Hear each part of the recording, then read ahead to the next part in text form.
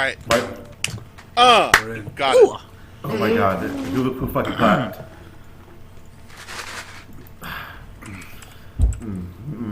Alright, no face cam.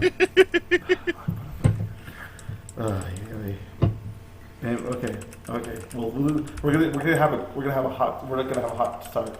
Hey guys, welcome back to what? What's up? What? Welcome to the Chits and Chat podcast, everybody. The podcast where we chit and chat. I'm sorry for my audio quality due to the fact that I don't have my microphone with me, and everything's breaking down in front of me, and I'm sad. I'm just truly Hero. Who are you, cohorts? I'm your dude from another world, Isekai. I'm Steamboat Taco. Choo choo. Crunch crunch. I'm Knuckle Bomber or Marcus. I'm Squish. What up, dogs? Do steamboats go choo choo? No, I don't know. They go toot, right? They go toot. They go toot. Yeah, Do they give you that beep beep too? Give me some of that doo doo and watch the house some wee. Are you gonna play the Steamboat Willie theme? Yeah, that's what I was actually looking at. I was looking at Steamboat Willie. Do do do. We're gonna get copyrighted. If I continue. I think Steamboat Willie actually might go. I remember like somebody was talking about. It might go to. It might be royalty free. Yeah. Well, Mickey Mouse is gonna go. Like royalty free in like the next couple of years. Yeah, Disney's trying to do everything to make, or it becomes public domain. Yeah, public domain. Yeah, royalty free public domain. Yeah. So that like any shitty shop, anything can use Mickey Mouse now. Do you want that actual official Cholo Mickey Mouse shirt that you see at the swap meet with all the studs, fake studs and shit? Yeah, I want to buy more of those shirts. Oh, actually, talking about copyright, did you guys know like that big Chungus, like really super rapey Bugs Bunny cartoon? Yeah. That's technically canonical now. Shit, did fucking Warner Brothers to the guy? What? No, they took him down for copyright. Yeah, and so they were saying it's like too close or whatever. So essentially, they're saying that he like that it's like too it's not parody enough, and so they sued him for it. And like I don't know that they took the rights for it for like that specific cartoon. But depending on how you want to stretch your definition of canonical, it's theirs. It was 1950s, dude. People had different things. No, Jeff. It's not. It's the fucking Meat Canyon. I know which one you're talking about. Okay. I know. All right. Well, as with every podcast, we start off with everybody's week. So, Aldo, you're the farthest away officially. So, oh my god, you're farther than me. So, how's your week been? I am so fucking tired of that. That's gonna be over soon. Okay. Compared to me, you are the farthest right now. You're the farthest within my range. No, how about we start with you, because you're the furthest. No. Yeah, you're the furthest today. Yeah. You're not the furthest from me. Not for myself. I'm not. Anyways, how's my week been? I played all of 1 hour of Persona. Nice. 5 Royale with cheese. I played a total of like 3 hours of Dot Hack Dot Hack Infection. I watched like the first 6 episodes of Dot Hack Signs, and I caught up to out of high school. That fucking that intro and outro for Not Hacked, like, they feel good. Yeah, they're good stuff. I forgot how good the music was for Dot Hack. Oh yeah.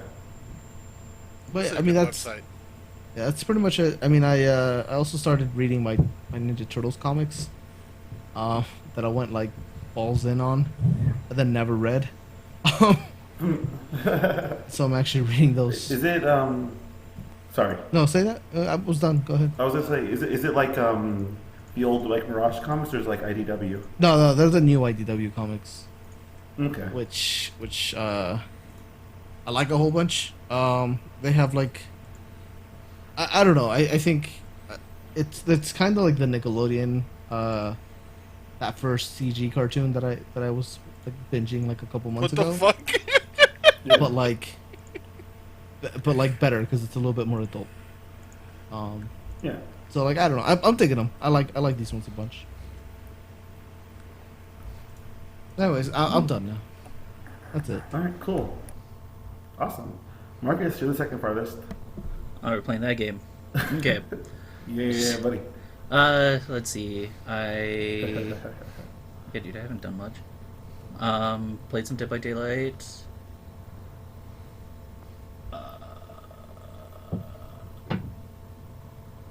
Just been catching up on anime, or keeping up with anime, I guess. That's literally about it. I haven't really done much. It's just been work. Work. Neat. All right. Technically, since you and Squish are together right now, Kyle, you're still technically the farthest away because Squishy's room is more up north. So you're next. So I actually Wow. What a got. I actually got a bunch of stuff done. Nothing that I said I was gonna do last podcast though. I did start reading the Bleach book, but like I've only gotten like 2 chapters in, so I don't have a whole lot to say about it. the Burn the Witch. Is that or oh no, that's different, right? Burn the Witch. Yeah, that's. So Burn the Witch is like its own thing that, based on like some interviews and like a slight reference towards the end of the manga chapter teaser that came out, is set in the same universe as Bleach. But yeah, that's about the only relation that we know of right now that we can say. So I got like 2 chapters into that book. I watched 3 things. Yeah, there we go. I finished the Witcher television show. It was okay. Like, It's perfectly mediocre. yeah. I feel bad for Henry Cavill because if I just heard his voice as Geralt, it would be fantastic. But the fact that I can see Henry Cavill means I don't see Geralt of Riviera. I just see Henry Cavill cosplaying as Geralt. I think you mean Geralt of Rivia, because Geraldo de Yeah. Riviera is a different character in the headcanon. Geraldo de la Riviera. See? Yeah, Soil whatever. Nature. Geralt, whatever. Yeah, Geralt. yeah. That the show's pretty mediocre. They like it's split between 3 characters. There's Geralt, who's fine. His stuff's probably the most entertaining and best quality stuff. You have Ciri before Ciri becomes like badass Witcher girl, so it's just small child running around not accomplishing anything. So it sucks. Children. And then you have Yennefer, who is an insufferable little bitch. Fuck Yennefer. Like I asked somebody who read the books, and they were like, "Yeah, all of the sources are pretty insufferable, but Yennefer definitely sucks for a huge amount of the story." So, yeah. There's a reason why like the games. There's a reason why like the books never took off until like the games were a thing.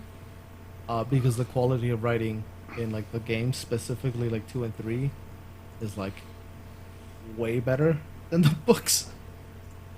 The characters are like a little bit more fleshed out, a little bit more like likable. That probably makes sense because I know there's a bit of a waifu war with Witcher. Yeah, Yennefer Triss, Yennefer all the way. Based on the television show, I'm gonna have to say a hard no to fucking Yennefer, but Yennefer's still a little. She's still a little nuts in the games, but man, I love me a woman who's a little nuts. So that's the first show I've finished. I watched the Netflix movie Power with Jamie Foxx and Joseph Gordon-Levitt.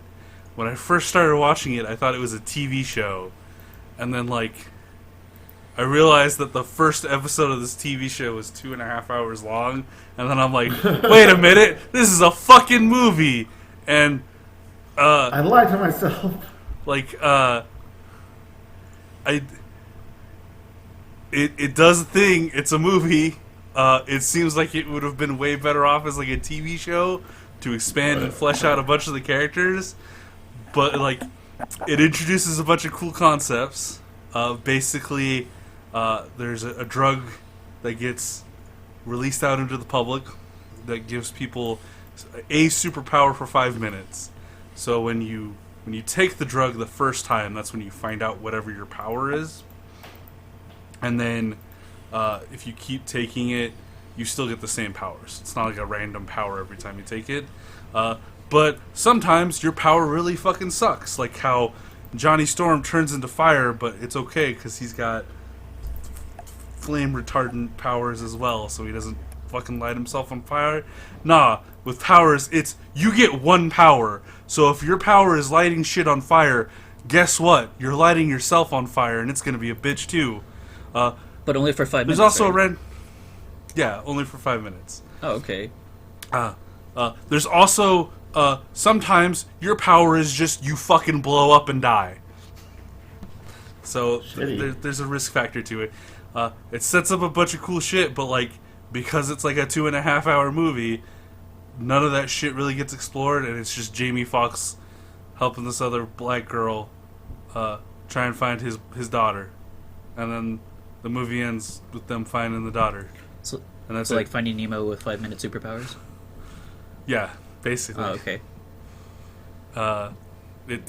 It's a film. You can watch it. It's okay. It feels like it's trying to set up an expanded universe, and it's like, why didn't you guys just make this a TV show? Why did you start with a movie, hoping that it would lead to a TV show? I don't know. The third show, I had no expectations for. I thought it was going to be just some awful garbage that Knuckle Bomber would throw in the background and that we would occasionally watch. The problem with any kind of trashy casual relationship, though, is that you run into. It's that problem, which I ran into, is when you catch feelings. Because goddamn, Cobra Kai. Yes. I don't know. Yes. Okay, I forgot to mention that. I did blow through all of Cobra Kai for what's out. Yeah. I don't know if it's because I had such low expectations for it that it's just like a mediocre show, but because my expectations are so low, it seems amazing by comparison, or if it's actually kinda good. But goddamn, Cobra Kai was fucking fun as hell to watch, and they did the coolest cliffhanger ever by cliffhanging on child murder. You right? Oh, okay. So you did finish. You did finish it. Okay. Yeah, I did finish it. It's super fucking good. I really loved it. I'm really excited for season 3. God damn it! I didn't want to be excited for the show, but guess what, guys? I guess I'm in the Cobra Kai fandom now. Woo. You gonna get a mohawk now? You'd be like Hawk. No. Hawk, fuck Hawk. He's a shitty kid. God, Robbie is the worst though. Fuck Robbie. God, I hate Robbie so much. Yeah, guys, go watch Cobra Kai. It's actually maybe kind of good.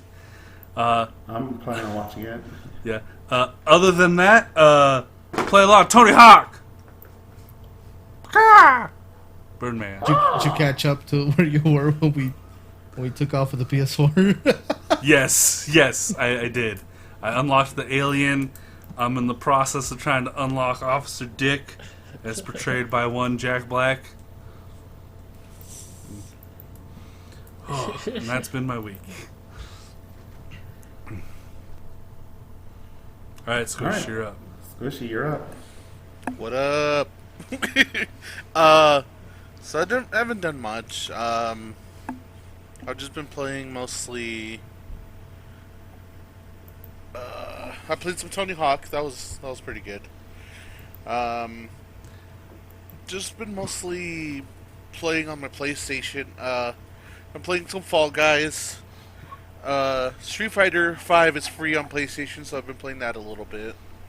But I've mostly just been playing PUBG on PS4 with my family. And then just work. That's about it. Riveting. Yes, riveting. Yes. Riveting. All right, so I guess I'm up. Yeah. All right, cool. Mr. Furthest Sounds away. like it's All right, hi. I'm the furthest away, apparently. For me, well, right now, I'm currently house sitting for my mom. She's out of town at the moment.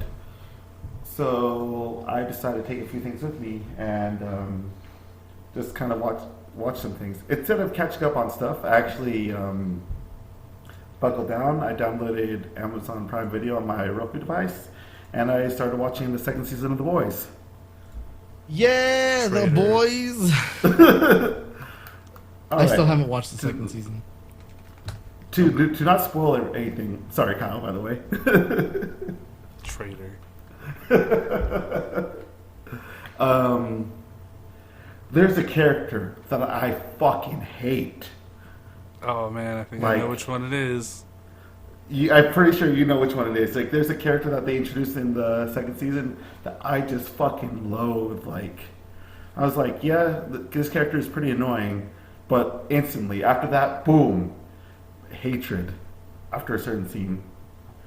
Like, now I'm officially waiting for that person to get their comeuppance. And also just everything else going on with The Boys is good as is. Yeah. The Deep fucking I hate the fact that I feel sorry for that character, but fuck, man. Fuck The Deep, but goddamn that character. Other than that, I was watching a little bit of Initial D because I got curious. Yeah. Because, like, when you watch got when you curious watch for the D. Yeah, I got curious for the D. When I was like looking at some of the Initial D races and stuff like that, and I remember that the second stage just had such a crazy like update compared to the first stage. You know, like if you guys remember watching the first stage of Initial D, how it felt like really mid 90s and whatnot. Like in regards to the overall style of it, and then once the second stage started, it seemed like it was really like late 90s-esque anime. I don't know how the really best way to describe it, but there was just a lot of more detail and color in from the second stage onwards and stuff. So that's been kind of an interesting thing. Like I remember I watched the episode recently where I think his name is Itsuki, the leader of the Speed Stars. How he develops a thing for one of the girls that drive the Still 80. Anybody remember that? Nope. If you guys remember initially? Nope. So who are you talking about? Sorry, I spaced out. You know the two girls, the two girl drivers. Yeah, the tag team racers. Or like, yeah, the tag team racers, and how the leader of the Speed Stars gets feelings for the driver and vice versa. Yeah, she totally wants that Takumi D. Not Takumi. It's not Itsuki actually. It's the other guy. Kenta? I don't remember his name. Fuck. Yeah, it's the other guy The that lead- drives that it's the leader. isn't Takumi's shitty dweeb It's the leader. friend. The dweeb friend. Yeah, It's The guy that works he's at the leader gas of Speed station? Stars. Yeah. Yeah. Okay. yeah. Yeah. And like just that scene where like she's waiting for him and stuff like that, and he's like, "Oh, I can't fucking, I don't know if she likes me or not and stuff like that. Then like their boss is like, dude, come on, bro. Stop being a And that whole- bitch. yeah, stop being a bitch. So he goes and he's like trying to go as fast as he can. Then there's like a fucking accident or like traffic in front of him, and then she leaves him like just have that bruh moment. Oh yeah, and then he like, shows up like 5 seconds later, and she's not there, and he's like, "Damn." yeah. Okay, And yeah, I do that's- remember that. That's like, and that's a real bruh moment right there. Just like, bruh. I feel that.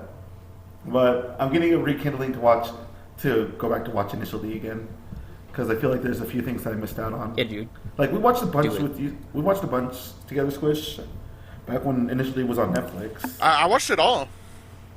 Yeah, but like I don't think I watched all because this was back when I was still in school and stuff like that. Yeah, I liked Initial so- D. Initial D's really good. Initial D's great. Yeah. And now every time I see it like at an arcade, I'm like, fuck yeah, let's go. I've never seen it. I only know the memes.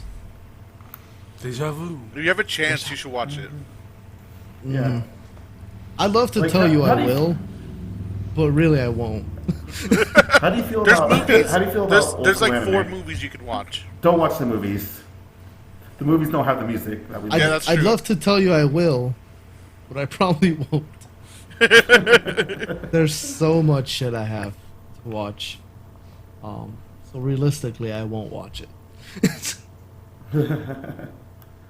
Other than that, slowly started getting into back into drawing PK again. Starting the part 2 out of 3 for PK. That's gonna be a whole different experience. I collaborated. I'm working things with one of our good friends into making a certain kind of like a brand, really. And I'll show you guys later on in regards to it, and hopefully it's spread the word because it helped me and our good friend. Yeah. Yeah. And lastly, got back into playing Final Fantasy again. Got back in the recording grind. Just finished like a few days ago. Me and Kyle finished a session of Beyond Two Souls, and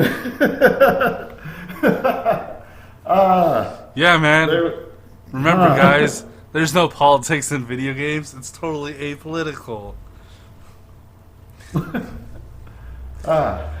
There's nothing political about working for the CIA to go to a destabilized region and carry out a covert assassination. Nothing political about that. Nope, nope. I kissed that man. Yeah, you fucking no taste having, Oh, damn. scud slurping, Shit, dude. gore snatch. Gore snatch, huh? Yeah. Snatch. Is that new word you made up? No, that's gargle snarch. Gurgle snatch. Yeah. Ah, man, I like, and you said we're about a third way in the game. Like, what the fuck else can happen in that goddamn game? Oh, boy, buddy, boy. Oh man, you don't have the context because you never played a David Cage game. But this is gonna make playing the other ones so much more interesting. Yay! Because this. We should play Heavy Rain. Yeah, so this game and Indigo Prophecy are probably the two most like out there games for David Cage. Maybe Omicron, but like I haven't played Omicron. Also, Omicron's just like really old jank too. So I Yeah. don't think I've told you guys about the day I beat Fahrenheit or Indigo Prophecy, whatever you want to call it. Because I played that game on the the PS2 that came out on? PS2 and Xbox. Yeah, so I played that on the PS2, and I had gotten like, I don't know, 80% of the way to the end. It's not a very long game. And I had It's to, also not a very good one. yeah, that too.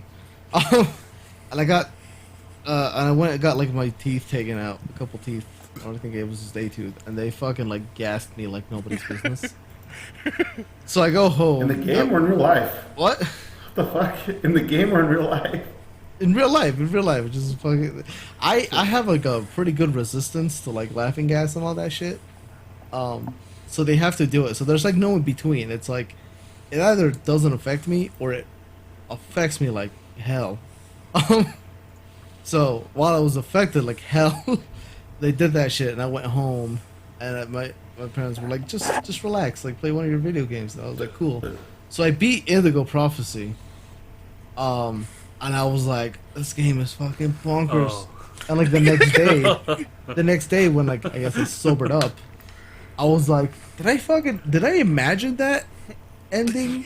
Was that like the real? Because that doesn't feel like the rest of the game. And then like I can see why you would think that. Yeah, and then I replayed it again. I replayed like that like last bit, and I was like, nah, that was the game. That game was fucking weird. Okay.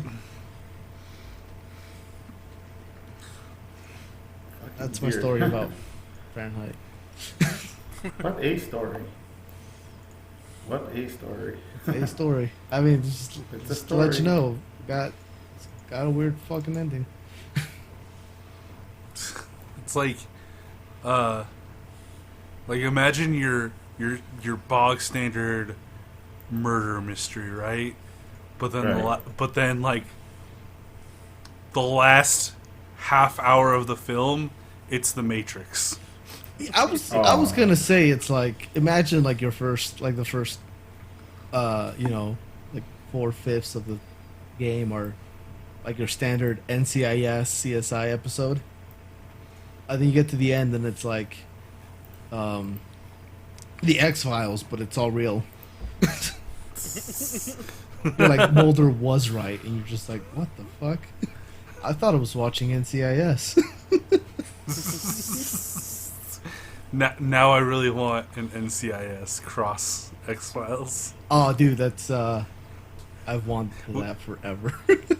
I'm a casual that- fan would of that- NCIS, but Would that be called NCIS Cross Files?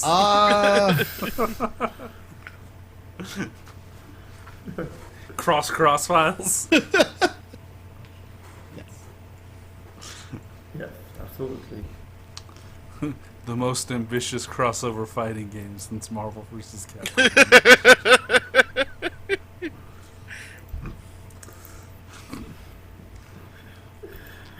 All right.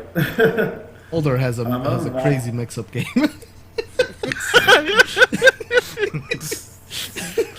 Nice.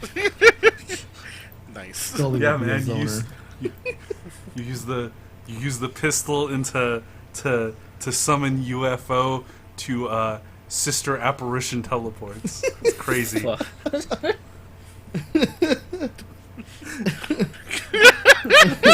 Anywho, God that's damn That's it for me, guys. Why? What are we talking about? Now the new topic is gonna be alright, design your own fighting game. Make your own fighting game. NCIS Cross X-Files, let's go. Let's go. Go take the main stage at Evo, baby. These guys are still. I'm still all about freaking waiting for that fucking Family Matters Fresh Prince of Bel-Air crossover to happen. We got a tease for a smidge bit, but fuck, we need that one to happen first. We need to have Will Smith versus Steve Urkel. No, dude, I want the Jim Henson All Stars game. Dude, that would be great. I'd be down for that. Ooh, fucking Kermit. Dude, fucking I've Kermit made- versus I've fucking made Miss Kermit. Piggy. No, dude, fucking Kermit versus Big Bird. Oh no, dude, fucking Grover as a joke character, fucking main all day. The Will Smith expanded universe where every character is just a different role. that Will Wait, hold has on. played. Like, Nice. rewind back to freaking the Muppets All Stars fighting game. Are we kind of like every Jim Henson movie that Hell Jim yeah. Henson made? Oh All right, so no! Every does that mean fucking we have puppet David he Bowie put versus his hands Elmo? in. David Bowie versus Elmo. I'm so down for David that. Bowie versus Elmo. No, dude, Yeah. I want fucking dinosaurs. Dude, Happy Time He wants Murders? puppets. Didn't he work on Dark Crystal too? Yeah. You had those Dude, fucking shit, weird ass bird monsters. Dude, he could work. He also did Ninja Turtles. The Skeksis? Yeah. Yeah. Wait, Skeksis versus Ninja Turtles? didn't he also work on that dinosaurs show? Yeah, that was his. Hell yeah. I want the fucking baby. I want a frying pan and all the bitches. Oh my god. Oh, dude, the fucking coffee, the fucking two coffee dudes from those fucking old school Jim Henson commercials. Hey, you want some coffee? No. Boom. Man, just imagine that windscreen with like the baby, Swear, the baby motherfucker. dinosaur, and it's like, I'm the baby. You gotta love me. So like, would the transition song be like the Muppets show themes, like? Depends if you select the Muppet stage. Oh shit. Shit just got real. Oh my god! And you had the two old grumpy dudes as your fucking announcer. Oh fuck yeah. All right, I'm fucking making this. I'm making this. This is This is my passion project for like the next This is 20 good. years of my All right. life. Are you gonna make Dear it into Jim. reality? Yeah. Sick. Then get a fucking cease and desist from the Henson Corporation. Just hang that up on my wall. I think that's done by Disney. But still make it anyway. So Yeah. you gotta fuck. Congratulations. Fuck you gotta it. fuck with the mouse. Just call it Henson All Stars and just do like all like bootleg, copyright, non-infringing versions of his classic characters. Like Olmo. Like all Blue It's Elmo. Almo. Almost. It's like a. It's Kevin the Olmo. Toad. It's Kermit with a C. Crivet. Kermit the Toad. Kermit. Crivet the Toad. Kermit the Toad. Miss Oinkers. Yeah. Oh, what's the name of Big Bird's Mexican cousin? Fuck. Oh shit! And Plaza. Oh shit, we could get the Brown Squad in front of fucking Plaza de Sesamo. Yeah. Shit. Oh, what is his name? It's like Albert, Abelardo? Abelardo. We're gonna see Alberto. He has a last name. His name is Abelardo Montoya. Holy shit! They killed his family, prepared to die. Oh man. See, that's why my parents never knew who like Big Bird was. They all knew like Abelardo.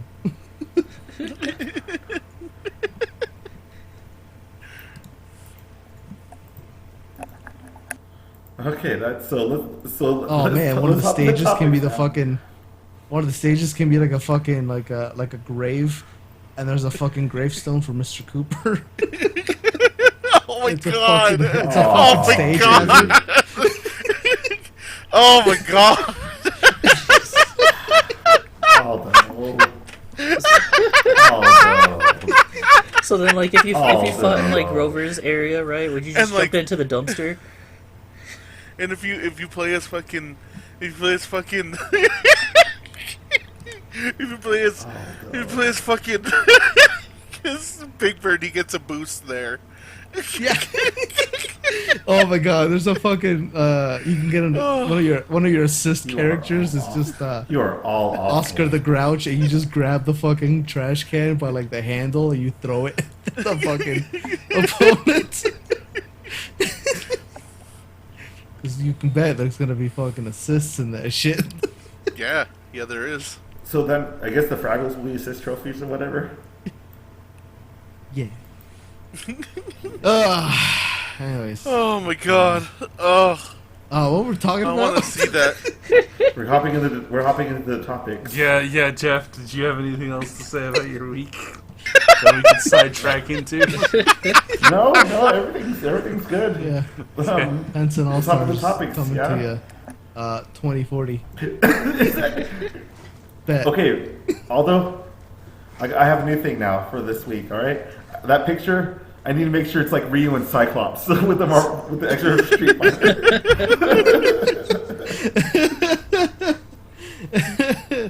Yeah.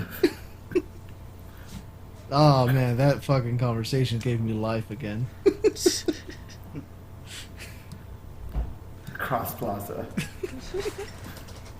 All right. So speaking of fighting games, or just fighting in general, the topic I want to talk to you guys about is because that we actually talked about it last week. was fight scenes in anime.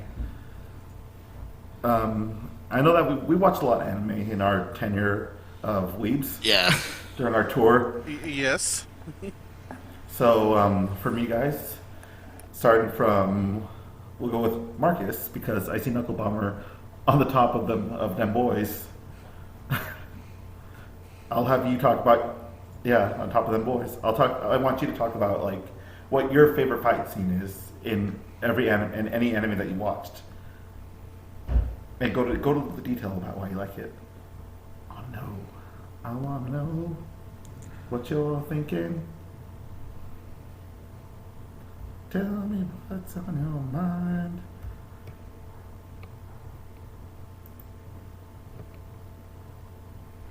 All right, Kyle, you're the one that usually hops in that like just like that. So, what you got? Yeah, best fight scene is the last sword fight in the film Sword of the Stranger. It's really well choreographed, really well paced. It really sells the I'm still down for those kinds of tension films any day of the week, between so the two combatants. maybe. That fight scene is alone is worth buying the movie for. It's fucking phenomenal. It's got triangle smears, which are the coolest fucking shit on the planet. Yeah. It's so it's like a technique that they use to create motion blur for swords. Yeah, dude. When people are She's doing got that flippy cake. shit.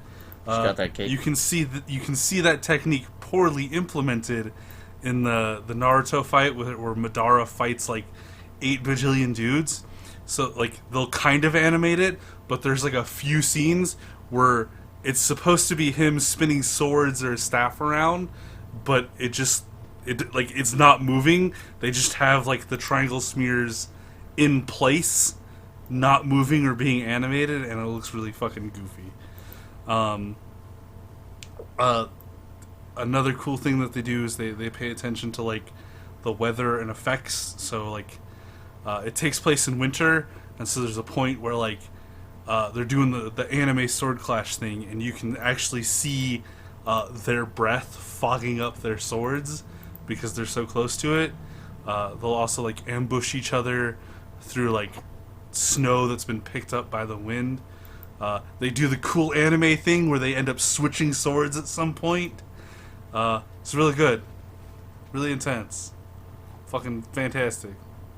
Go watch Sword of the Stranger. Do it, you cowards. Yeah, I haven't. So Yeah, Jeff. I'd love to You tell coward. you I would, but I probably Okay. won't. So my favorite fight scene, right? It's got to be the Ippo versus Sendo fight. The fucking the with the Dempsey roll combo. Oh, just chef's kiss. Chef's kiss. If you've never seen that, I would suggest you watch it. It's so good. It's just for such an older anime, right? It is an older anime. Its animation is still so good, and like you can hear the impact of like all the punches, and like it sounds like jet engines are just like just it's so fucking cool. No, just like the way you make it sound like you're a kid, like you're a kid in like a playground, like it sounds like. Which I like. Nothing wrong with that, dude. Fucking keep it. It's so good. Keep at it. It's so good.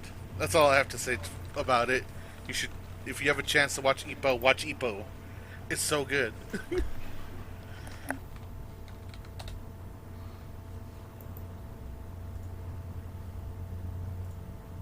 The Hawk fight, Brian Hawk.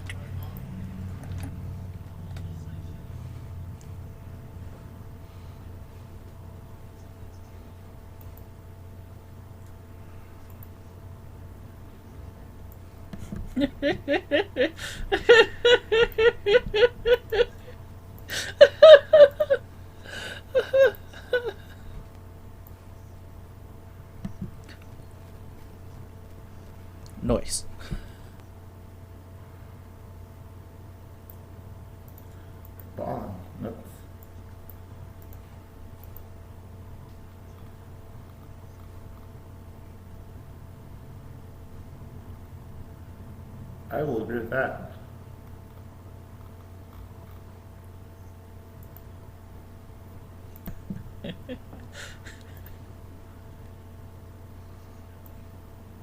He fights the fucking bear.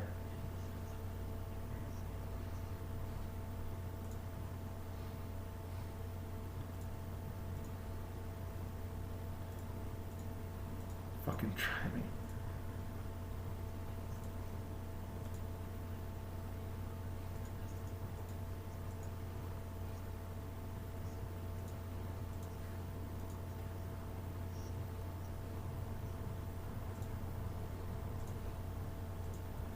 That's actually really fun. Epo is fucking good. If I had to pick a favorite Ippo fight, it's actually the coach's fight against the World War II soldier. That was a close. It was one of the ones that I was thinking about going over, but sort of the stranger edges it out because swords. Cause swords. Cause edge. Does Megalobox count as an Epo? No, Patrick. Megalobox doesn't count as an Epo. Okay. Ashna Nojo doesn't count as an Epo. Oh, that's right. I mixed up the franchises. My bad. Forget I said anything. I'll throw Cyberpunk in my Epo. close second as the Jotaro versus Dio fight. Just I don't know about that. Mudas everywhere, and then Road Roller, of course.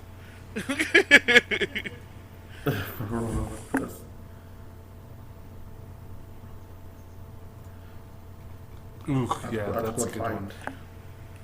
Yeah, that was a good fight.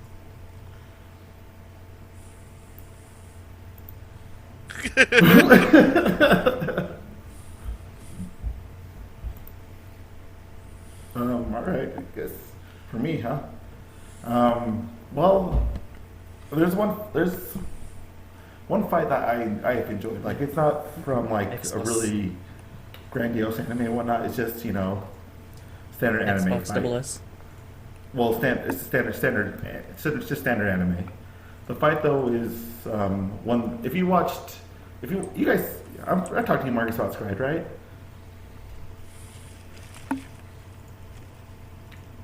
Sure. Yeah. Yeah. So, like, do you remember the final episode of that?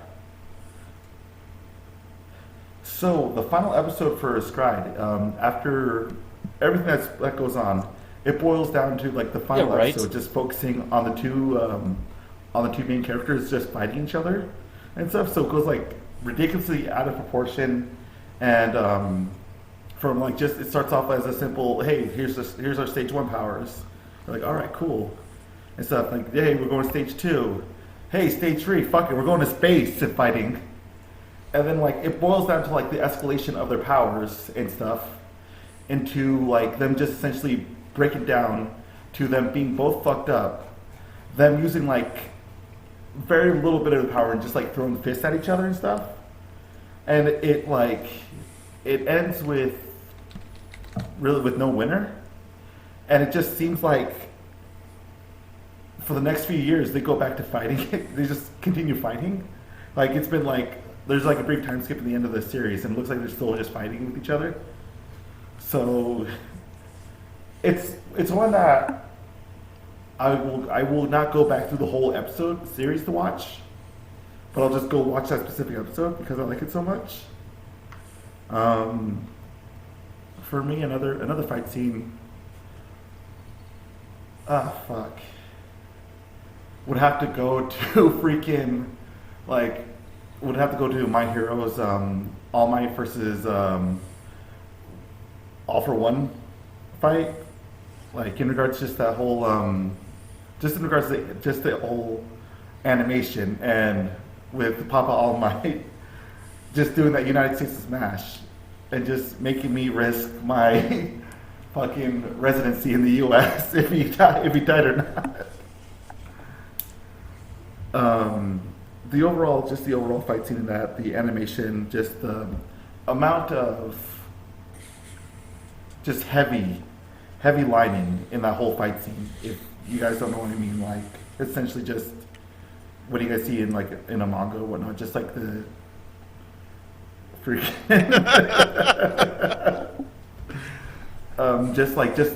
just the roughness when people want to show like how crazy or intense things are. Just the overall roughness that the creator puts on the manga. And when, I know that anime doesn't replicate manga really well, but just that whole fight scene is great as is. Like My Hero, when they do their main fight scenes, it fucking hits on point when it comes to the anime, in my opinion.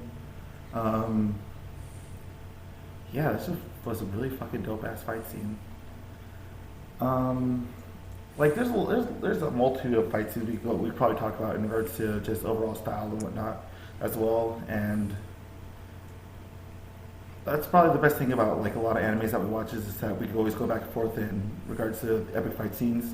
And usually when we watch fight scenes that are from a series that we have not that we've not seen, like for example, the Dempsey role for Hajime no Ippo is probably why I started watching Ippo. Like, I think Swishy just showed me the fight and stuff like that, and we're like, dude, we gotta go watch this fucking anime. Another good fight is the final fight between Yuri and Gearless Joe in Megalobox, where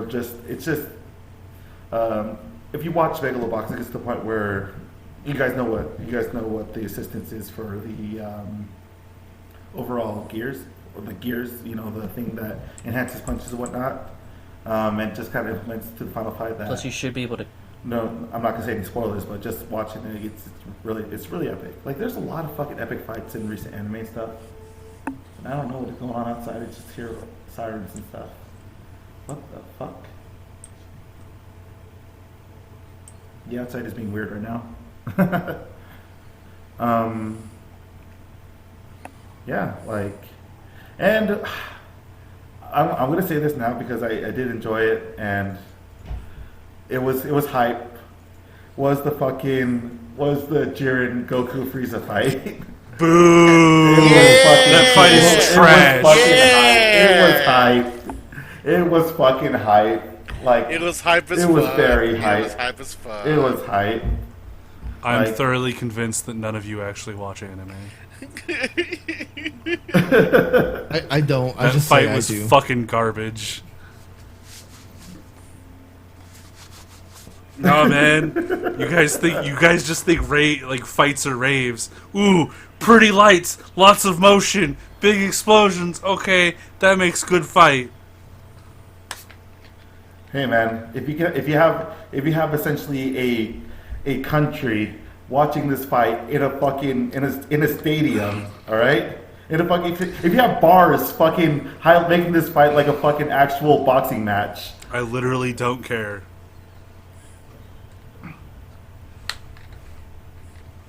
It wasn't.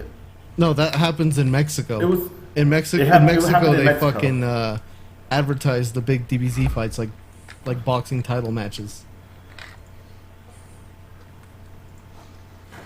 It was on like.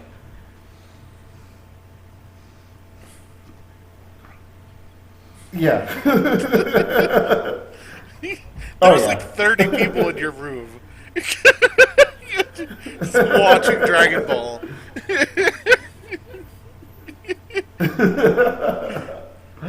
I think it turned to midnight as we were watching it. Yeah. Dude, that was a fucking hype ass fight. Like shit. Yeah, and Fall Guys. I'll put like probably one there for just to probably make Kyle like all right, cool, that was a pretty decent fight.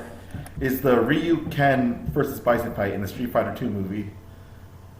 That was okay. Yeah, I really did enjoy that one, especially when fucking Bison did the Bison slide to both Ryu and Ken, flying them up Bison in the air. slide. Like, I don't know about you, but I can appreciate a good Bison slide. Yeah, I do love a good Bison Like, slide. It's fucking dumb. I love it. But Aldo, do you have any fights that you want to talk about? Me? I thought that was about Naruto. Yeah, there's a couple. Actually, talking about Street Fighter, I actually really like the Chun-Li Vega fight, and not just because it starts out with Chun-Li naked in the shower, um, but like that's kind of a good fight where they're like in a small enclosed space, and like they're kind of moving around furniture and then throwing furniture around at each other. That was neat. I like that. Like that fight stuck with me for a while.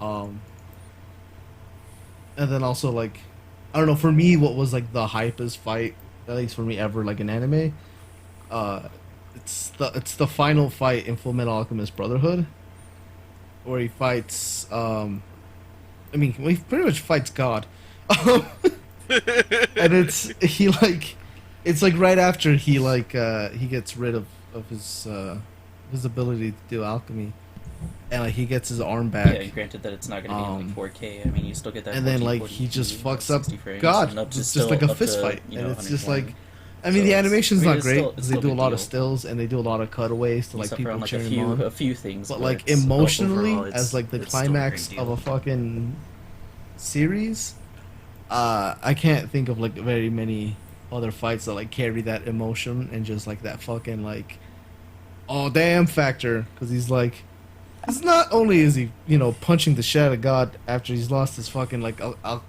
alchemy powers that he's used like the whole series to like rely on, but like it's the end of his arc. Like he's finally realized like what is more important than like alchemy. What's wrong? You don't like that, Geraldo? He achieved his goal. Like he got his brother back. He got his arm back. And then like he's also like just shit talking God, especially like in the English dub when he's like when he calls him like a fucking amateur or a novice, and like he's just punching him, just beat the shit out of him until he like submits. And like you have everybody cheering him on. You have like blind Roy Mustang sitting there on the sidelines, going like, "Yeah, I can't see what's happening, but beat his ass." Yeah, it's Do you guys see anything? We ain't seeing shit. yeah. There's a fucking in the bloopers. If you've ever watched like the Full Metal Alchemist Brotherhood bloopers, there's a fucking blooper of Mustang's voice actor.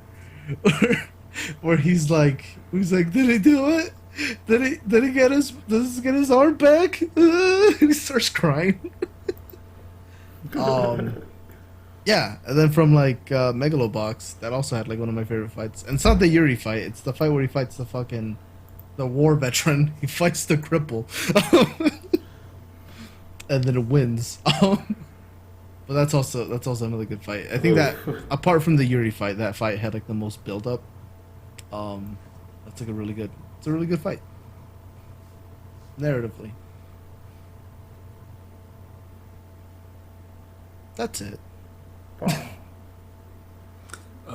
One fight that I do want to point out that's really good that people seem to sleep on is the fight in season 2 of Mob Psycho 100 against the guy that fucking teleports. They do a really cool thing that I can really appreciate when he's holding on to somebody and he teleports. Instead of doing the bog standard anime thing where they zoom out super far and you can see to each spot where he's teleporting, instead they keep it zoomed in close on the action and they just swipe away the background into wherever he teleported to. And it creates such a cool, awesome effect that like really hammers home what it would be like to teleport somebody while you're fighting them to a different area. That'd be cool. Yeah. That sounds cool. I haven't seen Mob Psycho. You should. Well, I'm pretty sure a lot of people saw Mob Psycho after the fucking mob thing on Google. Yeah. After the what? Oh yeah, like, if you look up mob, mob yeah. shows up on Google instead of like pictures of like an actual mob. Also, yeah, where just the fucking little tiny son. the overhaul fight with okay, so Deku fighting Overhaul, like that shit was fucking. I thought that shit was fire, especially when he does like his big fucking punch and it's like a giant punch that appears in the sky. Yeah, That shit was fucking hype. But also I guess super spoilers again. Mirio, when he's fighting him and after he's lost his powers, and he's still beating the shit out of Overhaul, and like he's still like dodging his attacks, and Overhaul is like, "That shouldn't be possible. We took his fucking powers away," and Mirio's just like, "I ain't got powers, but I still got these guns, motherfucker." I love Mirio. I love Swole Tintin. Yeah, Mirio is best boy. Yeah, and also whenever the anime catches up, well, it's never gonna catch up. I hope so. But whenever it gets to like the current Deku Shigaraki fight, oh boy, that's gonna be, oof. Yeah. The fucking cliffhanger from like last week's issue. I was like, oh no, this shit's gonna get real fucking good.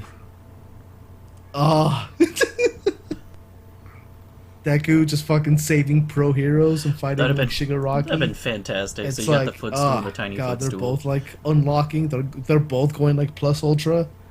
Oh, Deku's like unlocking fucking powers like gym badges on fucking cocaine. He's just like, "What's up now, motherfucker?" Bam, bam. Spider-Man time.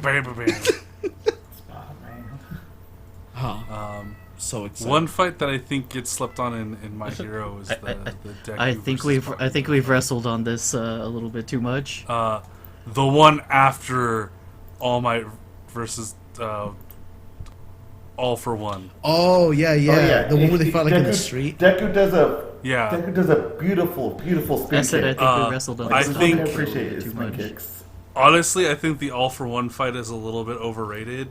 I think the fact that it's set at night Hey, kind of hurts it, because I remember reading it in the manga and it being really spectacular because of the black and white contrast.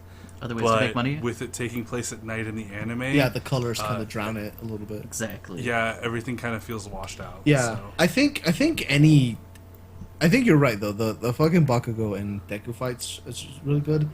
I think most of the Deku Bakugo fights are really good because every time they do those, they kind of explicitly call out how much shit Deku is copying from everybody else, to like adapt to his like power set. And like those fights, like I said, they call that shit out and make it a little bit more obvious. But it's like, it's good because like he's been doing it that whole time. So it's kind of nice for them to just be like, you see. But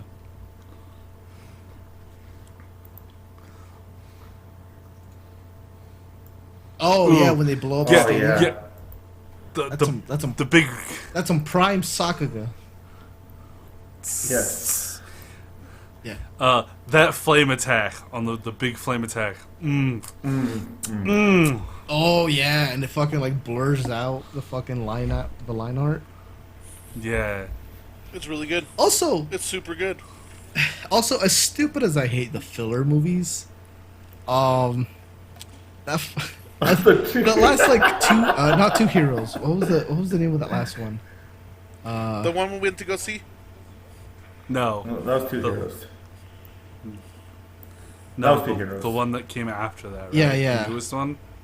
Yeah, I forgot what it's called, but not Two Heroes, not the one that's Die Hard with Deku, but the other one where they're like on an island. You mean the one where All Might mercilessly slaughters a villain and a helicopter pilot and murders them? Yeah. Yeah, no, I'm talking about the one where they're all on a fucking island. Oh, pretending to be Heroes real Rising. Heroes Rising. Yeah. Yeah. The animation on that last fight where like he gives Bakugo some of One for All, and they're both going like 100%, and like all the animation is like blurring, and it just looks like as stupid as I hate that moment, and as much as I hate the fucking song that they chose for it, because it's like this really dramatic, like opera feeling bullshit. That animation was fucking hype. In the end, does the final bad guy become like a weird big monster thing? I think so. Like he has like 2 dragons and shit like that, and yeah. God, what is it with anime movies and like the final movie villain transforming into a big monster thing? Japan likes kaijus, my dude. Japan, yeah. I just wish they would find a different way to animate those Same. fights because they feel very samey. You know what? You know what? Weirdly enough, you know what anime movie didn't do that? Yeah, I guess Up, Up, it's an Down, Down. OVA, so I don't know if that really counts. But there's a Bleach OVA where Ichigo just fights with a guy that shoots swords. That's his Zanpakuto power, is he can just shoot bajillions of swords at people, and he doesn't get like a big weird monster form. He's just like, nah, I'm gonna shoot a bajillion more, or like a stream of swords. And Ichigo's like, could you not, bro? Oh, actually, since we're talking about one of the big three, I know we hate. I know Kyle. Kyle here loves to hate Naruto. Yeah, okay. Obito versus Kakashi was good, okay?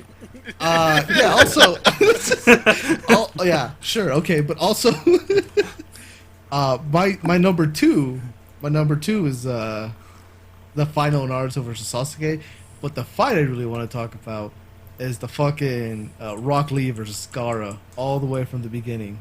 Yeah, that was really good. Yeah. When he fucking takes off the weights, and like the ground explodes, and like he's just going light speed on that motherfucker, and Gaara's just like, oh no, I bleed. That's really great too, because like all the other characters are like, oh, okay, I guess this nerd in his jumpsuit can like not die against the really cool badass emo kid. I mean, that's neat and all. And then the weight drops, and they're like, excuse me, sir, you're not supposed to be cool. Put those back on. You're not allowed. You need to stop, sir. This is an Arby's. Get that primary Lotus out of here. Yeah, it's chef hand. Yeah. So when Jeff posted this topic, I went back and I watched a bunch of fights. I actually went back and watched the Naruto Sasuke last fight, and it is not as good as I remember it. But one thing that I did notice with that and the Obito versus Kakashi fight, they both have a substantial amount of lead up. But like you can tell when the animation changed hands to a better animation almost immediately. Like right when the like fight scene's supposed to start, it is a night and day difference on how everything is drawn and animated.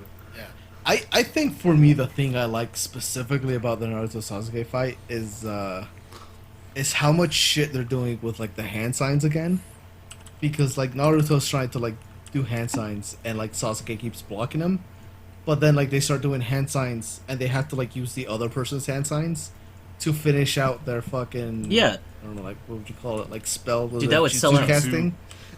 Yeah.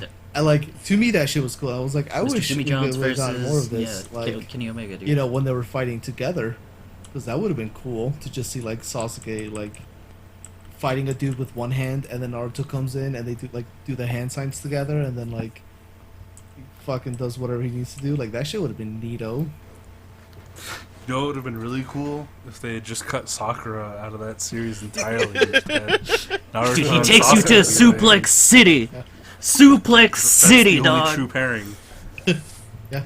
You know what? I'm just gonna say this: Shikamaru was the better friend, and he gets no love. Oh yeah. It's almost like Masashi Kishimoto doesn't know how to write stories or something. Like that's really, I think, like a really shitty thing for a fucking lot of like mangakas and stuff like that. Like Naruto got weird, like got ridiculous after Shippuden, like when Shippuden happened. It was like, okay, that's And after world the building time got a skip. little bit. Yeah, everything got a little bit crazy after that. Yeah. When Like I think the problem with like being a manga artist in Japan, or really just working in Japan, is that when you actually do something as like actual work, you no longer get the ability to like actually improve your craft because you're doing it as a job.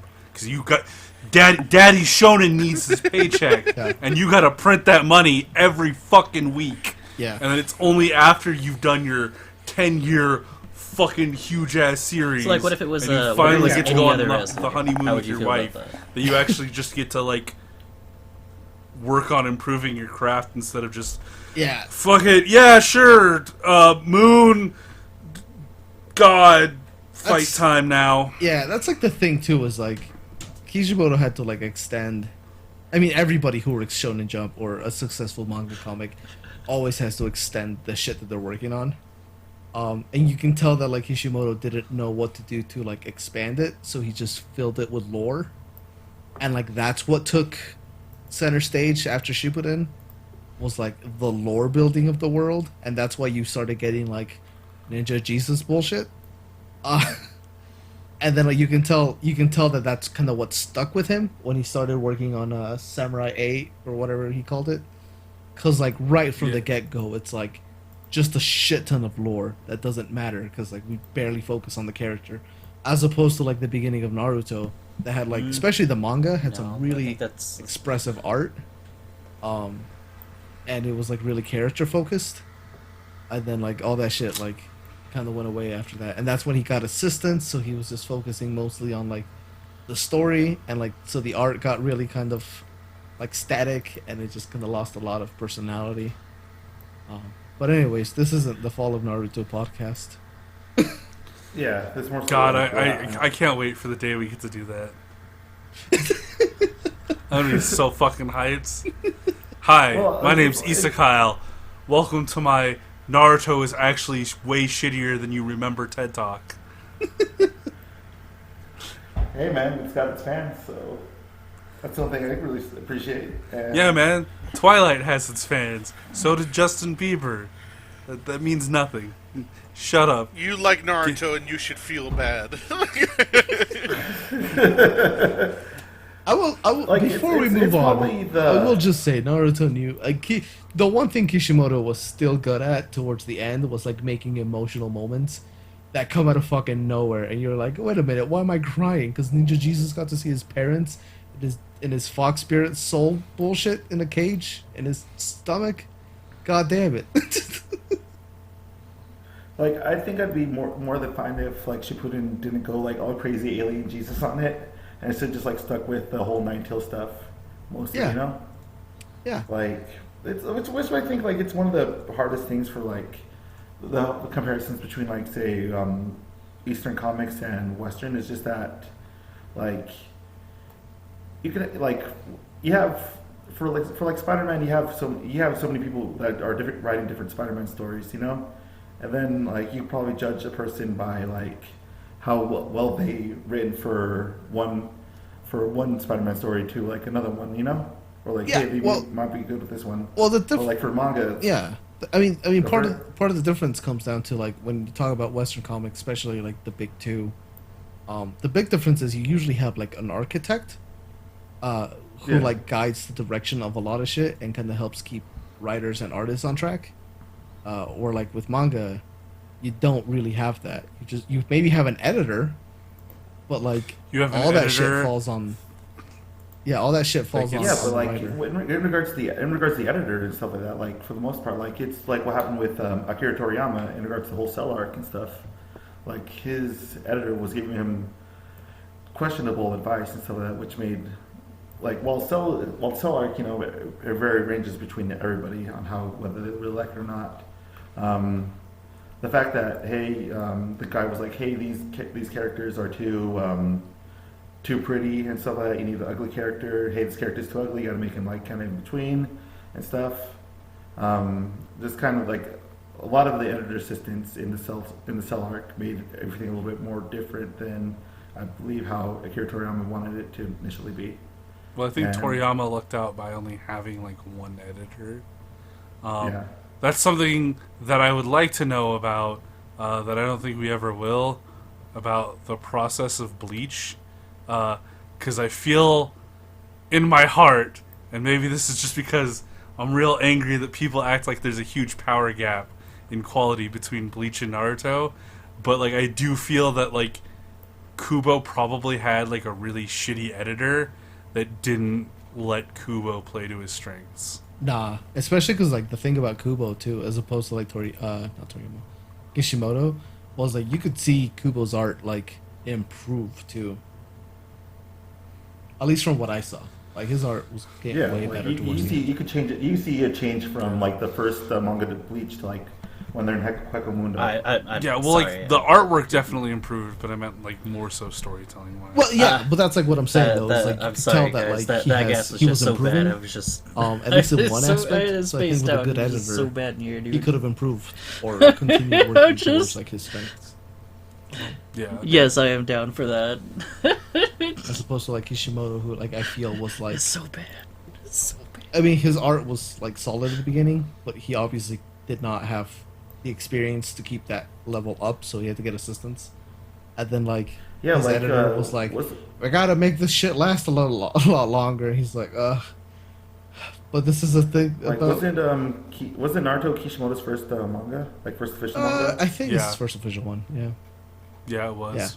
Yeah. And while whereas, like- Ted Kubo had one previously, a previous manga series, then it got canceled. Yeah, he had Before actually Bleach. had like a few previous series, and he had won a few awards for doing like one shots and stuff. Yeah. And then the fucking One Piece guy is a fucking cheater because he was an assistant to the guy that did Rurouni Kenshin, like almost throughout the entire series of Rurouni Kenshin. So he had probably like the best experience with knowing what to expect when doing it, like branching out and doing his own thing. Oh. So everyone remember, if you're going to be jumping in the manga train, You good? make sure that you guys, first of all, make sure that you guys are having good world building without fucking pushing it way later on, and etc. I don't know. I'm not a fucking editor. I don't make manga either. Just do what you can. Don't fuck it up. If you're writing for Shonen Jump, quit. Yeah. Go find Yeah. somebody that's gonna treat you better. Go Just- put your shit on Webtoon, and then maybe you'll get an anime from Yeah, like but two of them. but don't be like some of my favorite artists who like are strong for like 2 years and then are like, I'm done, and they just drop it halfway through. Please don't do that to me again. Just take- Vagabond. Just take like a slower pace, just do, like every other week or something. It's fine. Just don't burn yourself out, please. Write the story you set Alright. out to tell and finish it, please. Exactly.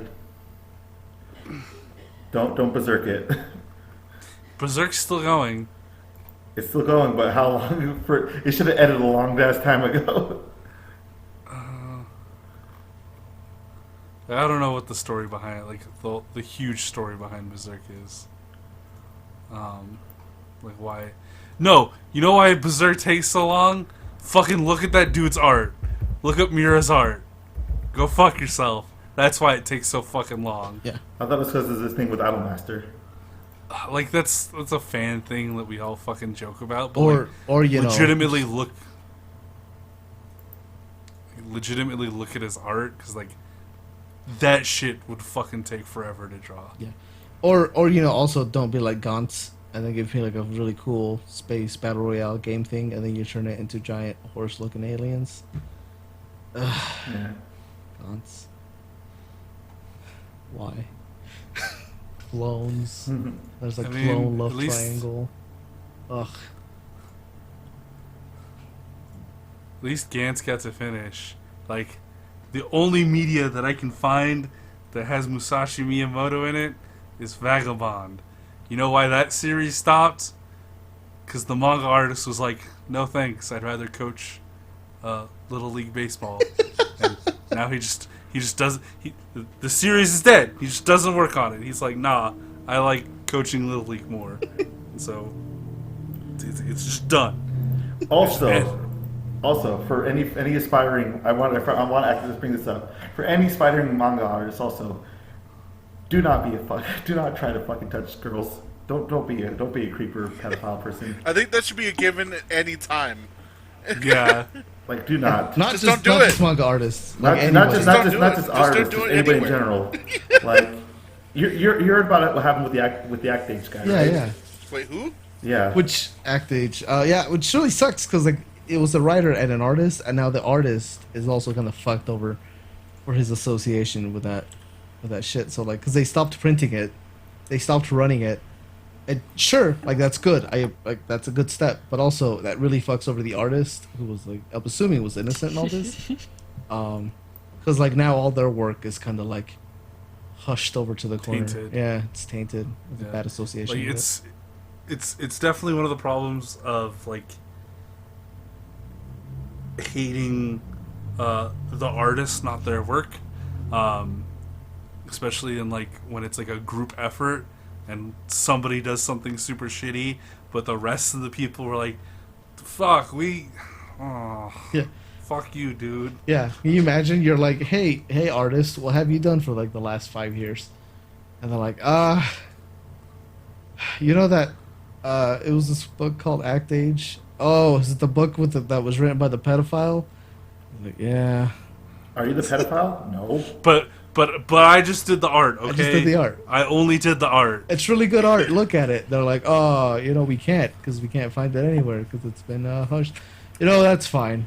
That's fine. I'll just go work at a convenience store now. It's fine. I hope that freaking that he could find another person to draw for and stuff. I mean, there's a lot of people that can write well, but they can't draw. I thought shit. like Japan was cool with that shit though. What? Not anymore. No. like, Really? like not No, really. they've Like- never Wow. been cool with it. Yeah, I mean, like past Bushido boy fucking. Yeah. They've not been cool with it. Yes, Like- another time Rashida Boy fucking gets brought up. This is not the right This is not the right podcast to talk about. To talk about that kind of situation and that kind of stuff. Okay. All right, that Yeah. we're not. Yeah. We Yeah. do not know anything about Japanese culture, etc., etc. We're just Americans, stuff like We're that. dumb and that we have our own. Americans. No, we're not dumb Americans. We just have our own viewpoints and stuff like that. Speak for In regards yourself. I'm to- pretty dumb. We're all. Fuck, we are dumb Americans. Yes. Shit, We're what was d- that? we're dumb- What was we're that d- shit I told you earlier, Marcus? Oh, I'm dumb but not blind.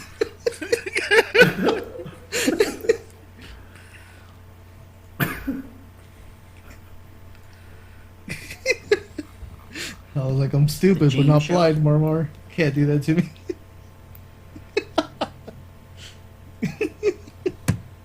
Anywho, just Yes. everyone, just if you want to listen Genius. or get immersed in more of that, just find something else, find better, more sensible research and podcast in regards to those kind of situations. All right, we're Americans. We have our own, we have our own sense of morality and stuff like that in regards to the other parts of the world and stuff, due to how we are. Okay, anyways, let's move on. This got weird. This You made it weird. anime fight. By trying to draw attention away from it, you made it weird and drew attention to it. No, I said this got from freaking anime fighting to this. Yeah. Rashida Boy fucking. You know what, man? Act H writer, come catch these fists. There you go. Yeah. I made it full circle. Yeah. I want to have an interview with Aldo. Have an interview with me while Aldo's Well, punching he's his in stomach jail. with Kyle's. So That's fine. I'll go to him. It's fine. I'll get jailed in Japan and gain my Japanese citizenship that way.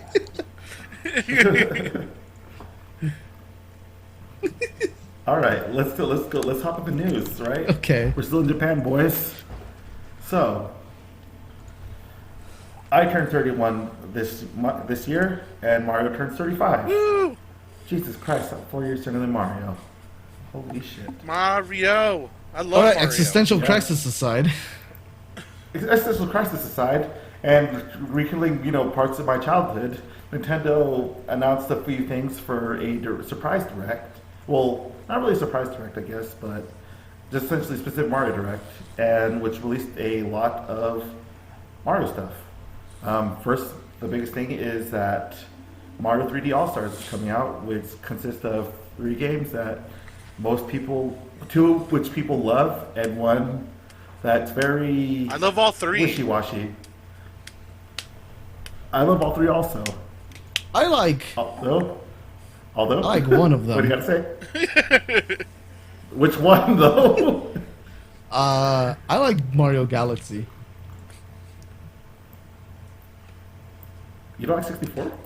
64 is fine. I grew up with 64. But I don't love it enough to like ever really go back to it. It's kind of played off, and like I was mentioning pre-podcast, because not that anybody would know. I mean, I'll probably watch Pre- that second season of Pokemon like, Journey on Netflix. Precast. yeah, but like I don't need Mario 64 anymore. I have Mario Yeah, you do Odyssey it. in my life. Mario Odyssey gives me that free-flowing parkour level navigation that like Mario 64 used to give me. But now I get it better, more polished, and like better looking in Mario Odyssey. And man, I am not a fan of forced inverted controls and goddamn Sunshine. And Mario. What if they fix that? Mario, I hope they fix that too. Mario Galaxy was kind of was a nice change, like small compact levels with like a goal in mind. Sure, yeah, you didn't have like that sandboxy quality that you had from like 64, but like Galaxy was like a different type of beast that to me it felt closer to like classic Mario because you had like those small levels. So like that's what I dug. I didn't like the I kind of hope you can play it with two sticks because that'd be kind of interesting to be able to like actually move your camera around and shit. But like in Galaxy, yeah, you can play with Yeah. you can play them with them tethered. No mercy. No mercy. yeah. If I could play that with my Pro Controller, like that'd be nice. See, guys. I am a little disappointed that they didn't just include Mario Galaxy 2 since it works off the same engine because it's just an expansion. Because Mario Galaxy 2 was like all the shit that they couldn't put into Galaxy 1, like Yoshi and shit. It's okay though. I got confessions. Yes. I never played Galaxy 1 or 2. Neither did I. They're good I games. want to play it. I've been meaning I know. to replay them for a while, but I haven't wanted to like dig out my Wii. And now I don't have to, at least for one of them. That's true. I never owned a Wii, so didn't care. I don't think you were missing out on much. Yep. The only game that I wanted to play on the Wii super bad was No More Heroes. That was a good And, game. that was a good game, and my friend let me borrow his Wii. I played that, and there we go. Yeah, Yeah, you I could have love- also played that I on the love No PS3. More Heroes. Well, like I didn't know that at the time that I was able to borrow his Wii. So Well, I'm telling you now. yeah, I know. Now I know. The thing that gets me that irks me though in regards to this release is that it's such a limited time frame for some reason. I don't know why. Well, because I don't know. Like Because Nintendo loves that fucking artificial scarcity. It's that Disney formula, bro. Yeah. Put it in the vault. yeah, but it's to me it's just Hey. strange because I can't think of a time Nintendo actually did this. Oh, really? You can't think of the You can't think of the original Honest- Super Nintendo, you can't think of the or Force, the Wii, the Four Swords or the re-release on the Switch. 3DS, or literally every fucking amiibo. or every time they've said it's a limited edition and it's actually limited, Like or like when they I released would- Fire Emblem, Fates, and they released a limited edition that had all 3 tracks on it on a single cartridge instead of the bullshit expansions you had to buy separately.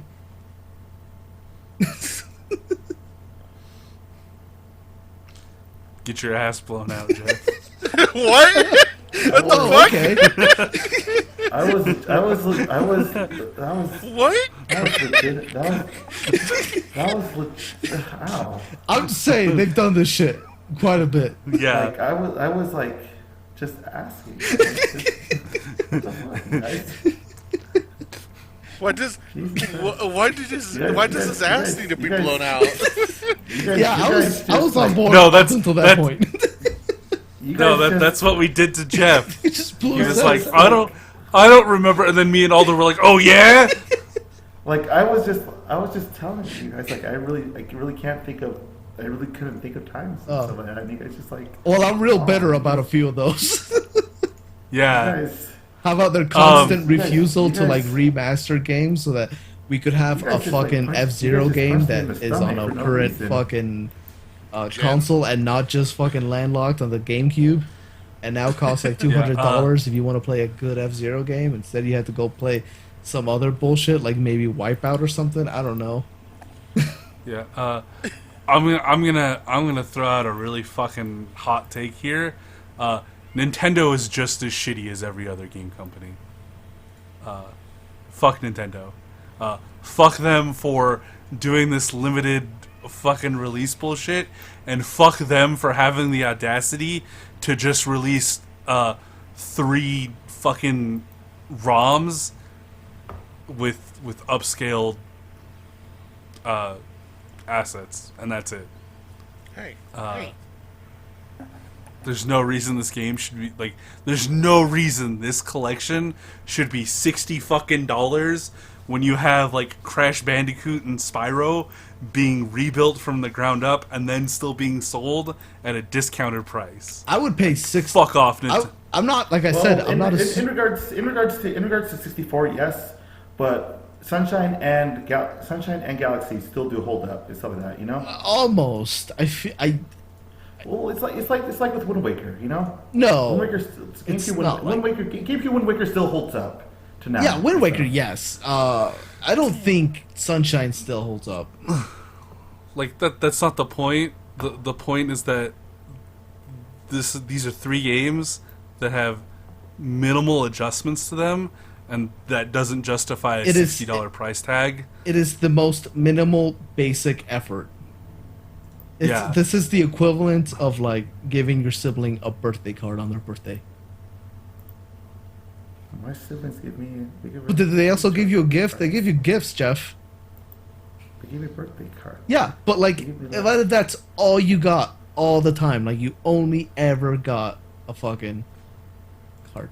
Like that's My siblings never gave me anything until fucking I got older and they gave me cards. Also. Well, congratulations, you got Nintendo'd by your siblings. I don't know. It just feels like when you like Kyle said, like, dude, Prince of Persia isn't even like that fucking iconic of like a series in comparison to like Crash or Mario or anything, and it's getting a fucking remaster, like it's getting rebuilt. Like I don't know. Like it's like, yeah, in a sense it's exciting, but at the same time it's like you couldn't have done a little bit more effort. You couldn't have like, I don't know, updated the graphics on Mario 64. You couldn't have updated Mario 64 to like the Odyssey engine. We've seen like it works, just limit the movement so it's the fucking N64 moveset. Like it's And then if they didn't want to do that, you know what they could have done? They could have done the same thing back when the Wii came out. They could have put these games on, I don't know, like some sort of like I don't know, marketplace, some sort of digital marketplace. I don't know what you would call that. like a shop that's and like electronic yeah, on a sort, and some like, sort of console that's virtual. yeah, and like you could have just had that carry over from, you know, when people fucking bought this shit on the fucking Wii. The fuck Nintendo. Anyways, it's exciting that they're actually doing something for Mario's 35th anniversary. yeah. I like I like that Tetris, that like kind of Tetris 99 thing. Oh yeah, that Mario Battle Royale that's also going to be only available for a limited time. Yeah, too bad you'll only be able to play that until March 31st, and then it's gone forever. Cause Japan is just like archiving shit. What's that? You fucking crazy foreigners. You baka gaijins. What do you mean you just keep the shit you made? I don't think it's even Prince of Persia's anniversary, and they're just fucking giving it an HD remake. Yeah, because they're fucking tired of Matt McMuscles adding them. Hey, what's that fucking Prince of Persia? They're just like, fuck it, fine, here you go. Shut the fuck up.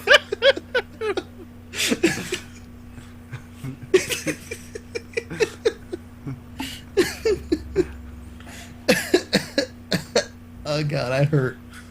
Emotionally and physically. Fuck Nintendo.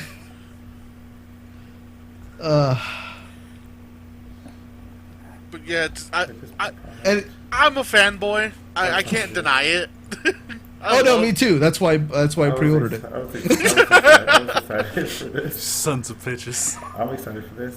I mean, I also If you have your little brother call you, they're like, Jeff, did you see that? Blah blah blah blah blah, and stuff. I'm like, yeah, I enjoy that. yeah, that's cute. But I also I enjoy playing Mario games when my parents are fighting. All right. I enjoy Jeff, why do playing- you I always enjoy have to playing- make this shit because you guys, this is what happens when you guys break me down. All right. Anyways, I pre-ordered it. It's sold out on Amazon. So hopefully I get a copy and I can sell it for like $200. Nice. Sunshine was fun after your dad was done. Just wait beating until you. the end date. Yeah, that's what I'm gonna do, and then I'll sell it for like $400. Yeah. Then that'll be a month of rent, or I could just buy .hack again. God damn it all. Are you gonna get the GU series this Oh, time? I already have that, dog. That's Yeah. hella cheap. Yeah, GU was hella cheap. All of the Yeah. GU trilogy costs as much as the third .hack game. Yeah, it's probably because GU got remastered. That too. recently, So So one that won't actually, I'm pretty sure that won't be have a limited run will be Super Mario 3D World. Yeah, they're remaking it for the Switch, right? Yeah, they're porting it. Yeah, Yeah, I that didn't was- like it. that game was actually fucking fun. I've been waiting for Yeah. that one to get ported over to the Switch. That game, oh my god, that game came out at the right time for Yeah, me. that game was fucking good. I loved it. Like, holy shit.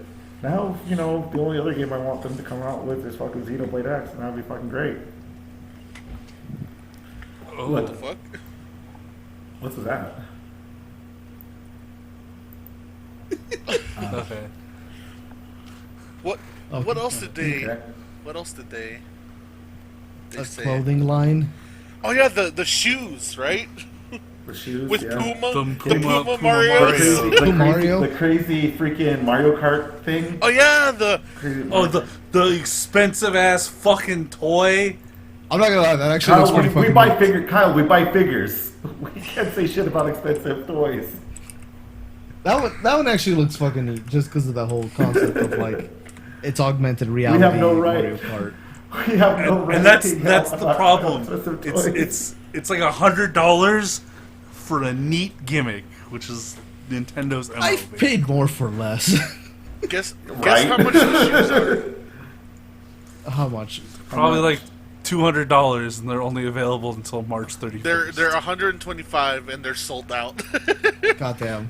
Dude, they're fucking shoes, dude. Like that, they're kicks. Yeah, they're Mario. Kicks are They're Mario expensive. themed. The pumped up basketball. kicks. Yeah, the Mario Mario themed themed kicks. Yeah. basketball shoes. Oh shit! Oh shit! The Oh so the shit! inside has the picture of Mario with the wing hat on, and then Oh, that's tight. and then the other shoe has Super Mario in it. Oh, that's Nice. tight. That's actually That's pretty tight. cool. The shoe looks That's tight. cool. That's pretty tight. There's this like $200 levitating shoe display, where like you put like a magnet onto your inside the shoes, and it like spins them around, and it makes them like hover. Those shoes would be kind of perfect for that. That's tight. Yeah. Too bad I'm not like a Alright. sneakerhead. That's too much Dude, money on you its just- own. That's too much money. Being aficionado. Being a like, fucking sneakerhead is too much. Like Yeah. Any aficionado is too expensive. like Yeah. hype beasts. Like I don't us. know how the fuck they do it. Spending like $300 on a fucking crowbar, just because it has Supreme on it. All right. So, Oh yeah, those the ones that are like 3 times as much as the regular tool. God, I want them.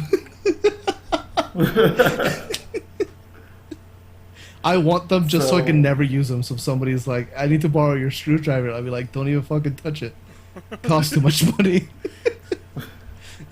So hopping from freaking one Nintendo franchise to another, Nintendo out of the blue fucking announced Hyrule Warriors fucking Age of Calamity.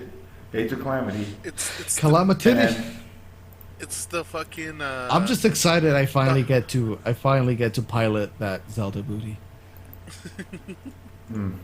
It's high quality. So it's based on Breath of the Wild, right?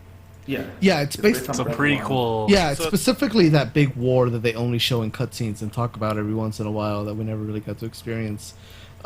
Which is until now. Yeah, till now, in the same way we've experienced 20 other franchises, which is Dynasty Warriors. Yeah, but at the same time though, this does seem like it's a good way. In a sense, it's a good way to fucking just show, like Or the Yeah. the fucking calamity. You know what would have been a better way to showcase that? By just actually putting it in the fucking game instead of 500 shrines where you do the same goddamn puzzle designed by a 5-year-old on Bring Your Son to Work Day. Hey, Jeff, So put the host mat to the aside. let me ask you a Put the question. host to the corner Let me of ask the you a wall. question before you What's continue. up? What's up? How cynical do you want me to be about this? Go for it, Aldo. How generous, Aldo. You gave him a sliding scale. I'm always at 10. Depends. How mad do you want me to be? Listen, I asked you first. How is your cynicism compared to my anger? I got some pretty strong cynicism towards one of my favorite franchises. Go for it, Aldo. I'll let you. You know what I'm foreseeing is I'll I'm be good. foreseeing a $60 fucking title. That's gonna be like 20 to 30 hours of Dynasty Warriors, and they're gonna call it replayable because you can do the same scenario with different characters.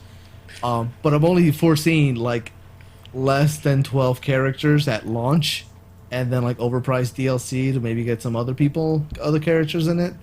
And they're gonna be like, it's such a good deal because it's Zelda. But also, people forget that fucking Warriors Orochi exists, and it has like over 140 characters with like 40 different fighting styles and weapons, and like that's a good fucking deal.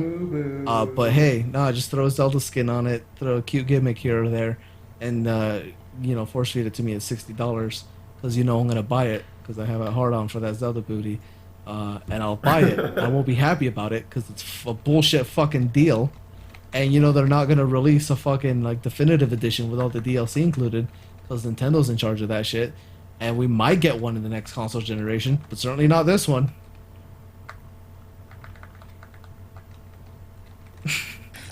Yeah, I'm done. it sounds like it sounds like Nintendo's business plan. Yeah. Miyamoto's like, he found out.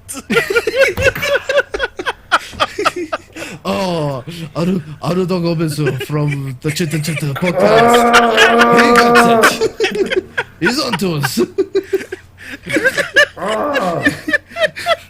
Deploy the Nintendo Ninjas. Guys, fucking really. Are they more upset at Aldo because he's still buying this shit, or are they even angrier at me because I don't fucking buy into that shit? Fucking ask Temco. Ask Koi Temco.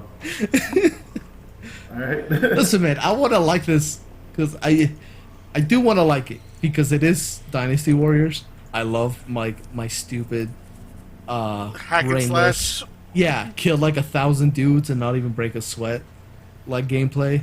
I love Zelda, but like all of these Nintendo ones that they've done, which is like 2 of them, which is Fire Emblem and Zelda, have such limited rosters. And yeah, each of the characters is pretty unique, but like not that unique. I will kind of be like, yeah, that's how it is on Zelda. I totally wholeheartedly agree with you on Fire Emblem. I fucking wholeheartedly agree with the fucking. Yeah. I don't know. So why won't you go with fucking Fates? And like the thing about Fire There's so Emblem many too other is like, ones. okay, sure, like There's every. I could forgive the fucking like repetitive gameplay because Fire Emblem is like 50% sword people and like regular ass medieval weapons, like axes and whatever. Yeah. So like it infuriates me that it has such a limited cast when like Fire Emblem has like a 20-year history of like characters, and it's Yeah, like and like 17, like roughly like 18, like 17 games and stuff. Like Yeah. that, and just like you stick with fucking like just you don't even give fucking people Roy or Ike. You just give fucking Fates, fucking Awakening, and the original. And I dropped my drink. Yeah, it's because the series was on its deathbed until they ripped off of Persona. yeah. So like so yeah so they so rip that's off bothersome, Persona? and so that like also with Zelda, like they gave us the fucking bug lady before giving us any of like the Majora's Mask's like Link forms. Like, and they didn't even have to be Link. Like, it could have been the fucking characters that like Link gets the masks of. Isn't Skull Where was Kid in it? Bruce? What? Isn't Skull Kid in it? Yeah, In the- he was DLC. But not Bruce. Bruce wasn't in it. Yeah, Where was Bruce? yeah, I'm actually bitter about Bruce. yeah. There's like a lot of shit that like there's a lot of characters that they could have used that they just fucking didn't, and that bugs me. Like, you could have really made Hyrule Warriors like a real celebration of the series, and Nintendo wouldn't have even had to work on it because it's not their fucking game. It's just their property. They could have just let these Yeah. motherfuckers go like, yeah, go ahead, fill it up with like 100 classic Zelda characters from like every game, and just go to town. But like, nah, there's like 20 something of them. There's even less in freaking Breath of the Wild also. Yeah, there's gonna be Especially in the 100-year I'm calamity. saying 12 because I said like a dozen or less, because like there's gonna be 6. There's definitely 6. There's like Link, Zelda, and the 4 The champions. champions, right? Yeah. And I don't know who they're probably gonna throw in. Like, I don't know who they're gonna throw in because if they're gonna stick to that story, I don't know who they're gonna Who throw do you in. got? Yeah, you don't have anybody else. Like, unless there's gonna be OC characters. There's probably gonna be like King Hyrule, maybe Ganon. Impa. Fucking. There wasn't an Breath Impa, of the Wild. No? and during, You see a Sheikah girl like in the trailer. oh and yeah. stuff. Oh, that's fair. Yeah, that was standing next to So Link. an OC. So that could have been probably Impa. They're probably gonna have some generic ass guard. You know, now that I made that comment about Fire Emblem, I'm just thinking of an alternate universe where Fire Emblem died and F-Zero got resurrected because it had a dating sim elements in it. I dream of a timeline. I dream of a timeline where Advance Wars also got its like Advance Wars Awakening. Yeah. Yeah. Exactly. When they made the fucking gritty ass Advance Wars on the DS and then it died off because the DS is like mostly kids. Yeah. And then, like, you know, this really colorful game about like tanks and shit like that, and like you can do some really stupid shit. Let's make that gritty because there's not enough gritty war games. Anyway, does anyone else have anything to say about Does fucking anybody have anything else we can shoot down with our cynicism? The Legend of Zelda: Milking of the Wild? It's only just like just let it rock, and we'll see what happens. Yeah. Yeah. No, I mean, I'm gonna sit in this. I'm gonna sit in my hose mad corner with my hose mad dunce cap and complain the whole way there. the worst part is I'm probably gonna pre-order it. Same. I'm part God of the damn it. problem. I will not mind another Fire Emblem Warriors. Yeah. It's,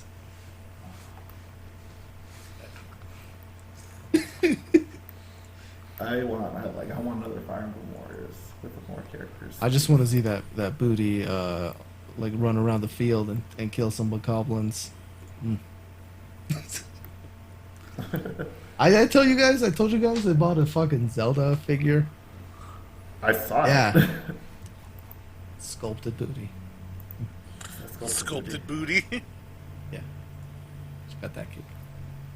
All right, so from one series that everybody complained about to another one that's probably worse for everybody. Which I also want to add. I want to add this before we start talking about the Shenmue anime. It has been confirmed that also Adventure Bros has been canceled, No. and that's unfortunate. But on the plus side, fucking Adult Swim and Crunchyroll are partnering up to make a Shenmue anime. So I'm pretty sure. Oh boy, I can't. Insert Go ahead. insert obligatory forklift episode joke. Oh, I was gonna say I can't wait till we have like 8 episodes of fucking of Shenmue Of Shenmue gambling. His name is Shenmue. Of Shenmue just fucking walking from one town to the other. With a really stunted conversation. I'm pretty sure most of us haven't played Shenmue. I've no. never played Shenmue. No, but I played like the first 2 hours of the first one. It is a very much you either like it or you hate it. I respect Shenmue for what it tried to do, but it didn't do it well. You got Yakuza. There's your better Shenmue. Shenmue walked so Yakuza could run. Yes. And I'm thankful for that. Yeah. Maybe Shenmue could be Shenmue could be better as an anime. Who knows? Yeah, cynicism aside, I want to be optimistic with the Shenmue anime because I've heard Shenmue. Oh, that's a first.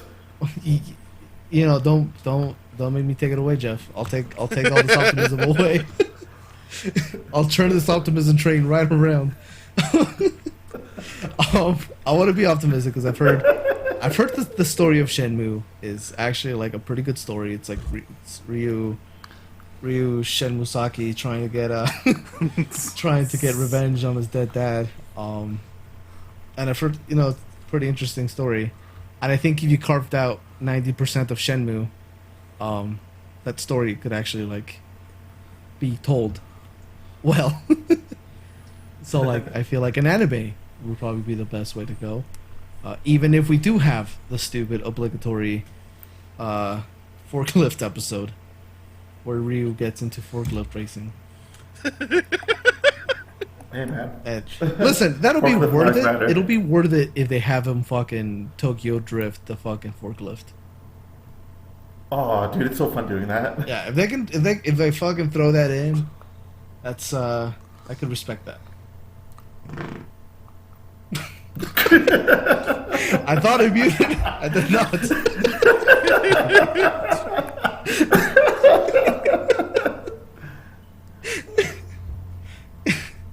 See what optimism does to my body? Yeah, I'm interested.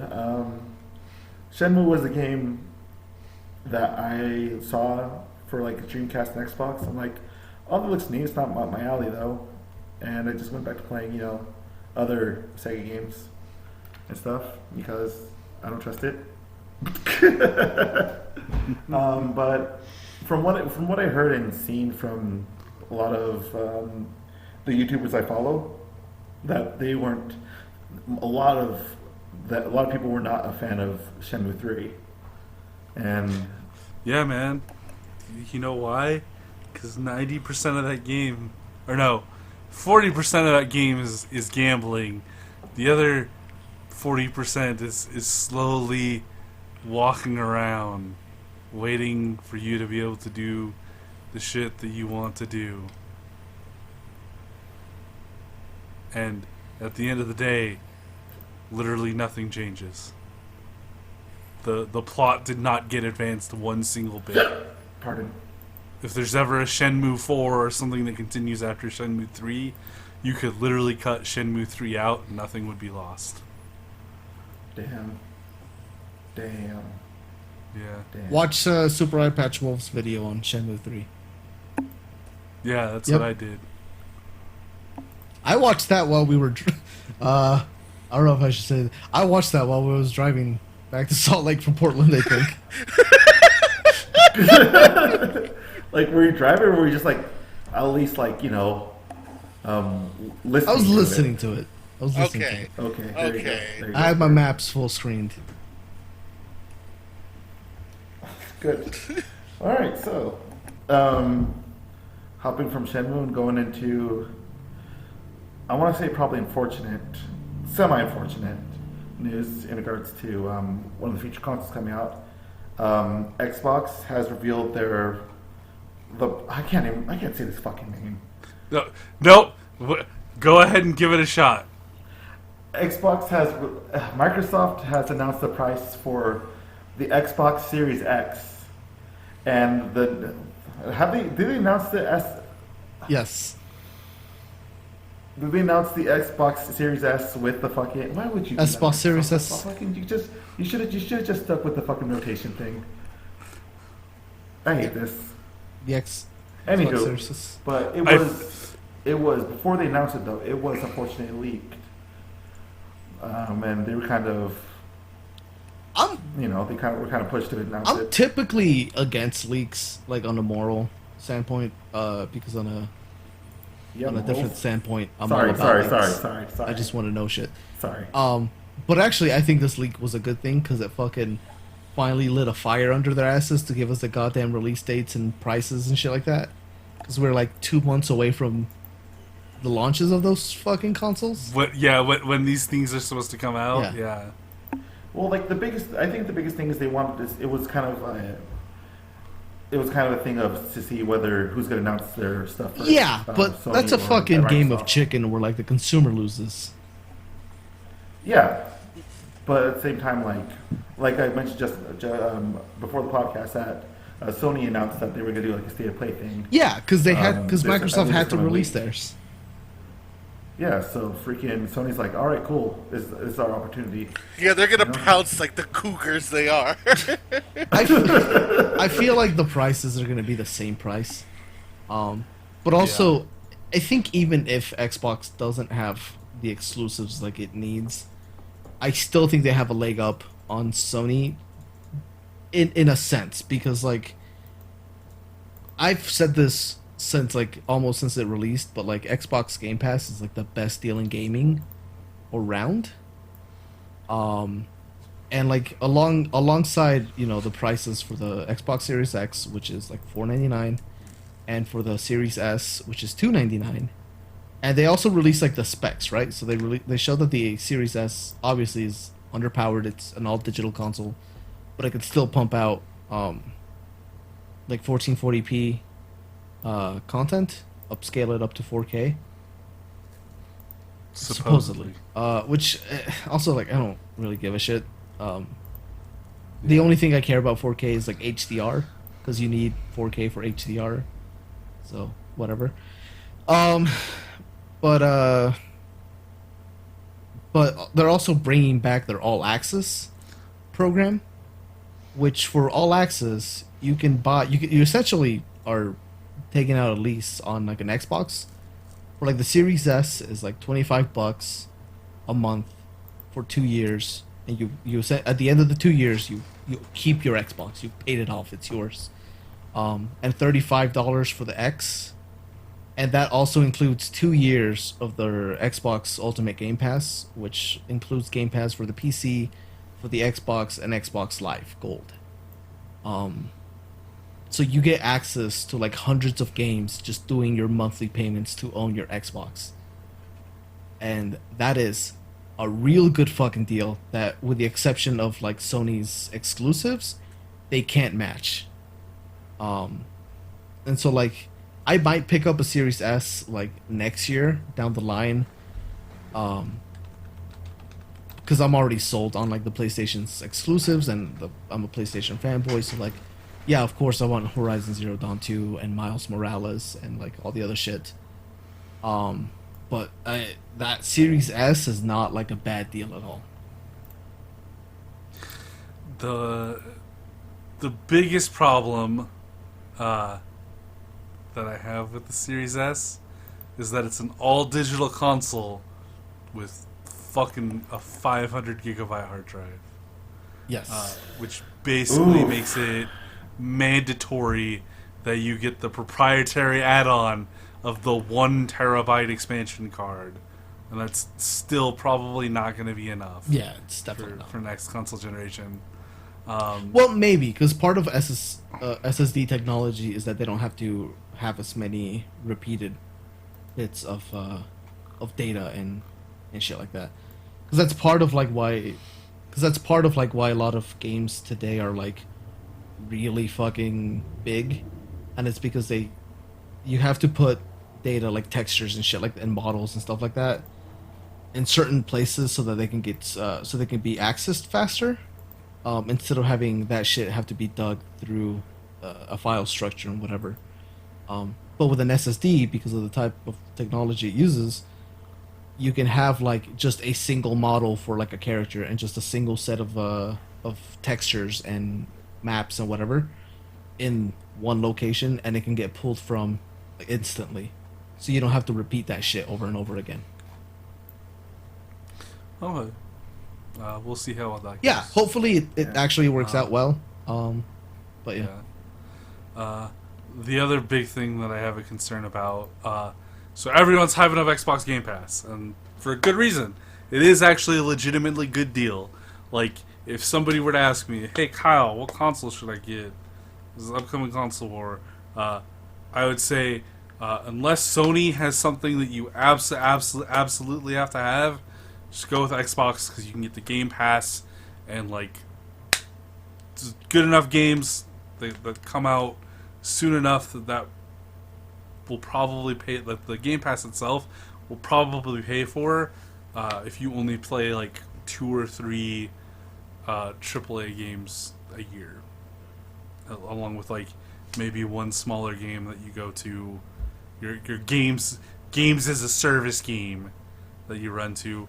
The problem is that typically when these services get hyped up and everybody realizes it's a good deal and everyone hops on the bandwagon, then it suddenly stops being as good and isn't super fucking great.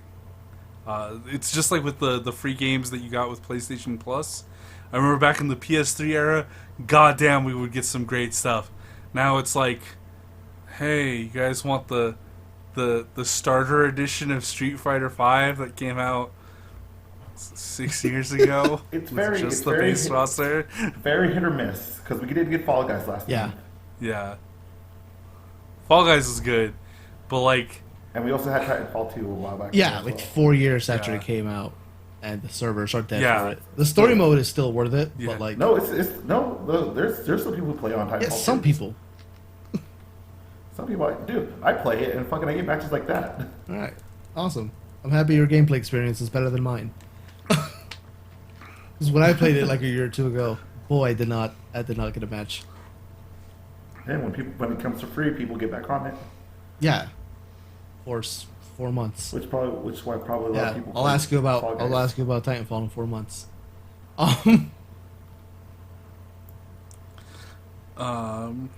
yeah. We'll see. So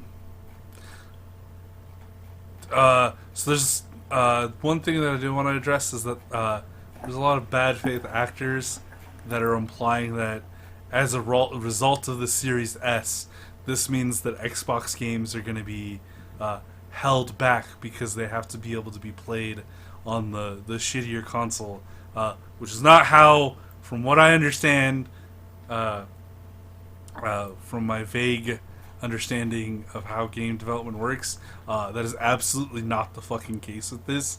The Series S is not going to be holding back any fucking games or anything. It's almost like people forgot that like you have like, I don't know, setting sliders on PC games, so you can play it on a variety of PCs.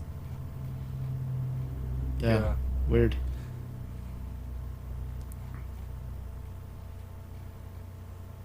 Yeah, like,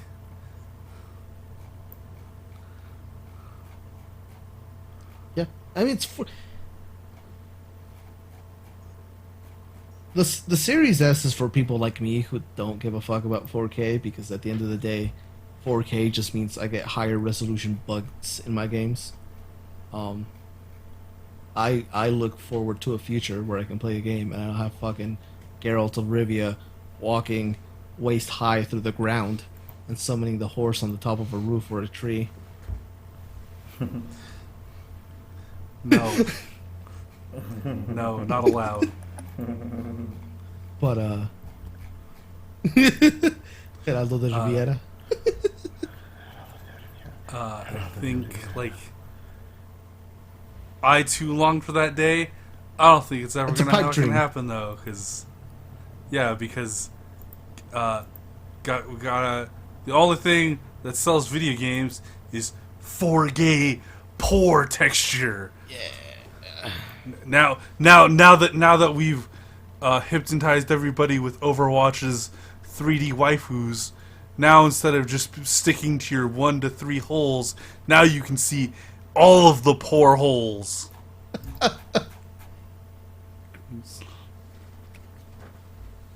Get 12.5 15 God, what's the T flop? You get 12.15 trillion floating point holes per second for you to fuck. Yeah. That's what it's all about. But, Not gameplay fun, not gameplay correctly, but look, we can get it to run at 8K at 160 frames per second, because that's something important. but yeah, I don't know. Kind of going back to the subject, I think their plan going forward is actually a really good competition for Sony, and it might actually, it's slowly been forcing Sony to like step up their game with like their PlayStation. What's it called? Like, not Axis, whatever their PlayStation PlayStation Now. Now. Like, it's forcing them to like step up the game, and like the fact that like Xbox and Microsoft have been like putting a lot of their big like AAA, big money making titles on the service, I think kind of pushed Sony to really push for more exclusives. So I think it's good competition, and I think the fact that like the Xbox Series X and S are both affordable with like that all access plan, is really gonna force Sony to like really kind of consider how they want to push the PlayStation 5. So I mean overall I'm excited. I'm not like a super big Xbox guy, and I think, like I said, I think I might buy the Series S in the future. Just because it's a pretty good deal. But yeah, I don't know. I will point out one last thing. Both of these Xbox consoles, aesthetically, look like fucking trash. I like the Series S. I like that little speaker, that little subwoofer. No, I fucking hate it. It's dumb.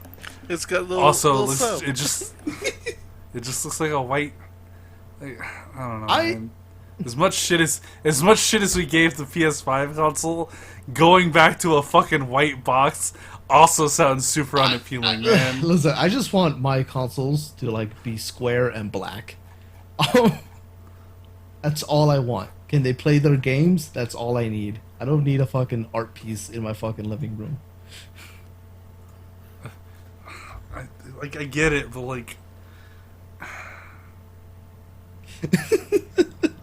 I'm not happy either way.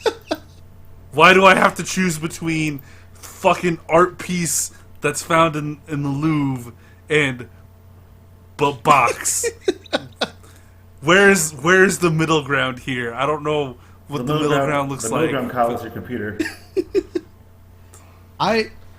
God, my computer's big though. I am actually like a little disappointed that the Series S was not like a cube that's like half the size of the Series X, because a lot of the Xbox Series X is just two Series S's taped together on top of each other. two together with a trench.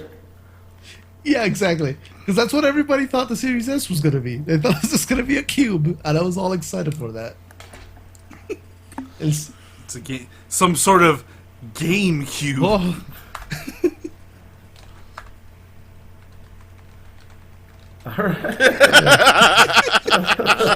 a cube of games. Ooh. Nobody's thought Can of we this use game before. sir? No. Can we call it a play square? Yes, the Xbox Play Square.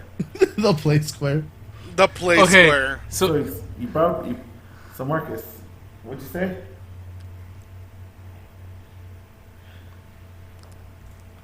Even like how freaking WWE just wrestled freaking its stars away from anything that they want to do outside of wrestling. Yeah, because Vince McMahon is a piece of shit who signs exclusive contracts but won't hire actual wrestlers as actual employees, so he doesn't provide health insurance or give them an avenue of other fucking financial means so that they just fucking wrestle You work until for they me, die. damn it. Essentially. Yeah, Vince McMahon is a piece of shit, and like wrestling deserves better than him. Yeah, dude. That's you have AEW and New Japan. Yeah, That's all in I'm a whole saying. other country. Wrestling. AEW. yeah, it really is cool that we have all of that shit. Oh no, we don't. Other countries have that cool AEW stuff. is American, guys. I said AEW and New Japan. Okay. And you can have access to New Japan here in the States also. Yeah, but They're does making you guys. If you guys shut up. You guys are not in the wrestling world. okay, You have no say. okay. No. Bad. I'm just saying okay. I just have one Vince question. McMahon is still a piece of Does shit. What's AEW up? and New Japan actually hire the wrestlers on as employees and provide health insurance and benefits? I believe AEW does. Cool, that's 1 out of 3. Because Cody Rhodes, the guy, he wanted to make sure that AEW was nothing like WWE. Good. Okay, anyways, continue. This is And out of my also, ball you field. technically also have Impact as well. So the biggest thing in regards to what's going on in regards to WWE is the fact that this man, the asshole that he is, He has a monopoly on wrestling. which is slowly crumbling down due to other venues and stuff, which is why he has a tendency to try to get all Yeah, other sure. wrestlers and It's stuff like it's slowly crumbling down. Sure. It's technically not a monopoly. The same way that like Apple technically doesn't have a monopoly.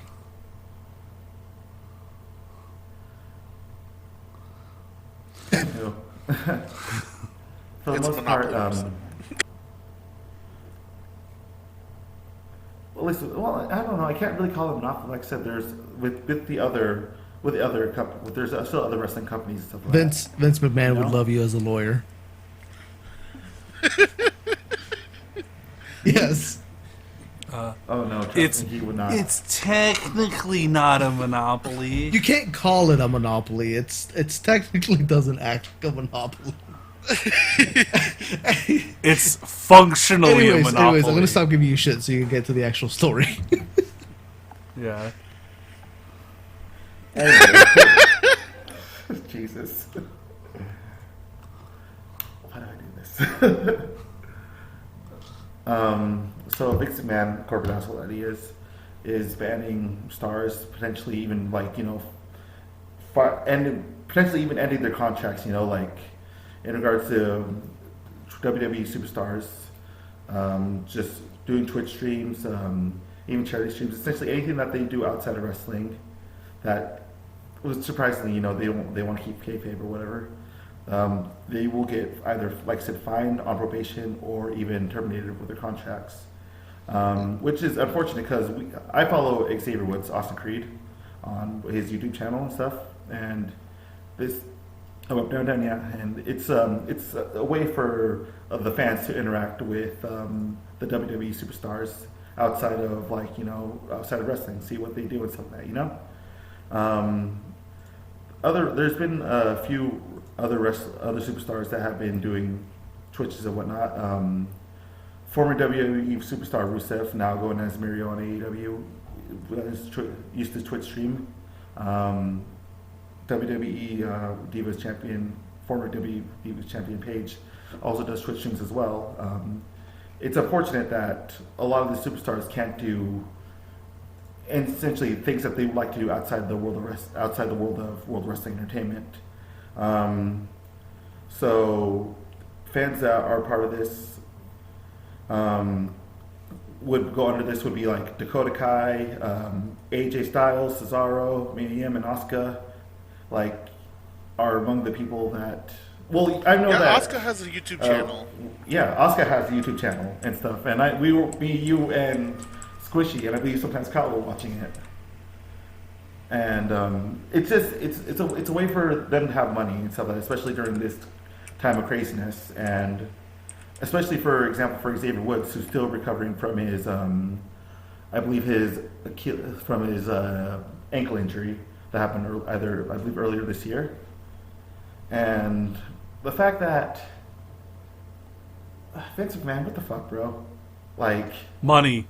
I know it's money, and I can't say that enough because he gets that Arabian blood money and stuff. Yeah, he does. Like, this is why a lot of the superstars would like to jump ship, you know? Like, some have their contracts and whatnot, and it costs money to break the contract, or if you have a really good fucking deal, like, well, actually, no, not anymore. I was gonna say Brock Lesnar, but now he's a free agent technically, and They're all free agents. Yeah, they're all independent contractors. they're all technically free.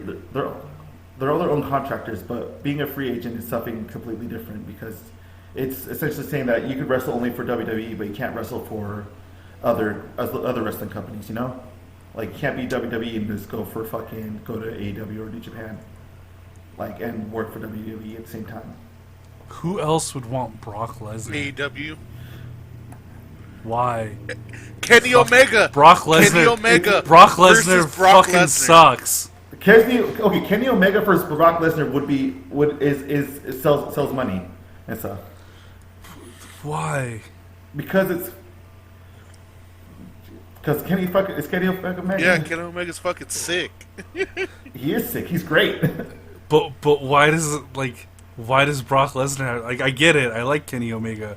Why does Brock Lesnar have to be part of the It's just equation? Because Brock Lesnar gets money. It's money and He hype. gets money. What's hype about Brock Lesnar? He His brings whole the money. shtick is that he has a personality of a Suplex wet paper City, bag. Dog. Suplex City. Okay, hold on. Now, we don't know. Brock Lesnar's a bitch ass punk.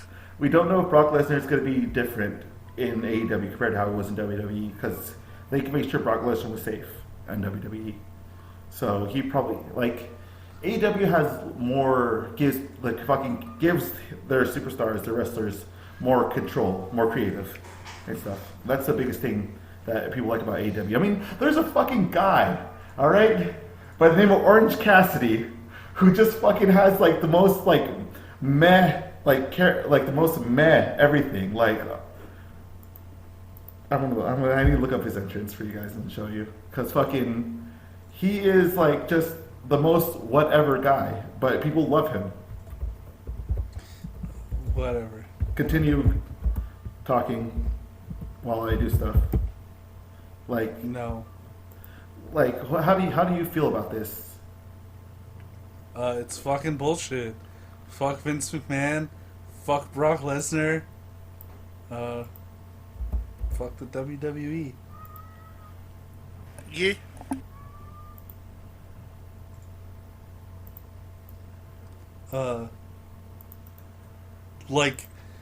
It's shitty that this is happening at all to anybody, unless it was only happening to Brock Lesnar. Then I would be like, yeah, it serves him right for having the personality of a wet paper bag. There you go. Just watch this. All right. I'll watch it later. Like I said, he has the most whatever theme and stuff like that, entrance and stuff. He looks like just fucking but people love it. People love the fact that he has creative and stuff like that. But I do agree with you. I'll still watch as a wrestling fan. I'll still watch WWE and stuff like that. But fuck AEW though, it's so fucking good. And also New Japan's great as well. Anyone got anything else to add? Let your wrestlers do stuff, Vince. Give him health insurance, hire them, Like, give let them him a do the salary.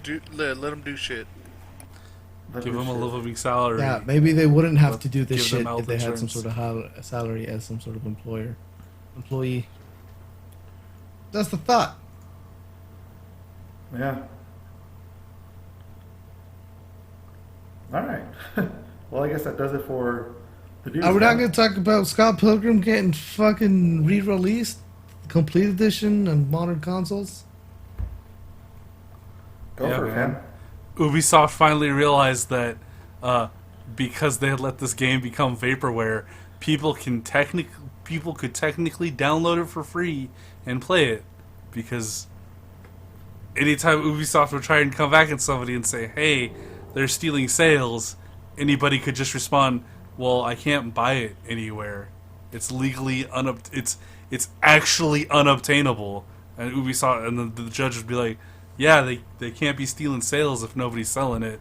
And so Ubisoft was like, "Oh, we should probably do something." Actually, about funny thing about that is apparently Brian Lee O'Malley has been pretty vocal on Twitter for like the last couple of years about getting the game re-released. that. Getting it. And Yeah. I guess Ubisoft thought he was just like teasing the development, or I guess sub-development of getting this ported. But apparently Brian Lee O'Malley's manager, or whoever the middleman is between Brian Lee O'Malley and Ubisoft, never told him that it was actually getting re-released. So he was like genuinely being like, "Let's get this game out there," and like Ubisoft was like, "Haha, yeah, you know what's happening." And Brian Lee O'Malley's like, "No, I really don't." Oh wait, you guys were actually working Oh on shit, this? yeah. Apparently the nobody soundtrack. nobody knew. Like Anna Managuchi didn't know this. Brian Lee O'Malley didn't know this. None of the original development staff knew about this. Because I guess whoever is the middle contact for Scott Pilgrim at Ubisoft just didn't do their fucking job and told them. Yeah, Surprise. Sounds like an Ubisoft thing, honestly. That sounds like something they would do. Yeah. Yeah, I thought that was a little funny. It's a little shitty, but also a little funny because you have all these people who are like, "Yeah, dog, we want to get this out there. We'll provide and do anything we can to get this out there." And in the meantime, Ubisoft's like, "What are you guys talking about? We're doing this. Why are you so angry?" the soundtrack is fire. Yeah. Yeah, it Soundtrack is. is fire. Heard I don't about even- it. Like I don't. The only reason I've ever liked chiptune music is because I would use it to. I first heard chiptune music because it's what a lot of like cracking teams would put for keygens to crack software. Oh yeah, yeah. Normally I wouldn't listen to the chiptune, but like, damn, that Scott Pilgrim soundtrack is in fact Yeah. fire. I am a little bummed that they did not announce, as of yet, have not announced a physical release or some sort of special edition. And I wish they would, because I would like to pre-order one for the Switch and the PS4. And sell one of those for $400 in 2 years. Jeff, we had to do a playthrough of it. Oh yeah, no doubt. Yeah. We can all do a playthrough of it. It's 4 players. Yeah, we should Yeah. do it. Well, there's 5 of us. Looks like Marcus is sitting this Yeah. one out. Didn't say anything.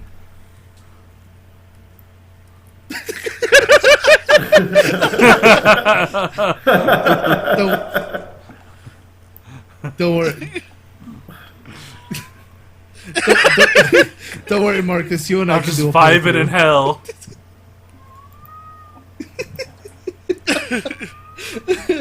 Gross. So bad. All right. Alright. Anyways, I just want to throw that out there because Scott Pilgrim has a special place in my heart. Yeah, it's got Pokemon good. And you know, I really like the the yeah, comic book. and you The know, mango. and you know, Yeah. on a you know, points to Brian Lee O'Malley for not being a piece of shit. Yeah, not touching women inappropriately. Or being an asshole to Yeah. fans. Yeah, good job. or not assaulting people. Awesome job, Brian Lee O'Malley, at doing the bare basics of being a decent human being and being rewarded for it. Because that's where we're at now. Good job.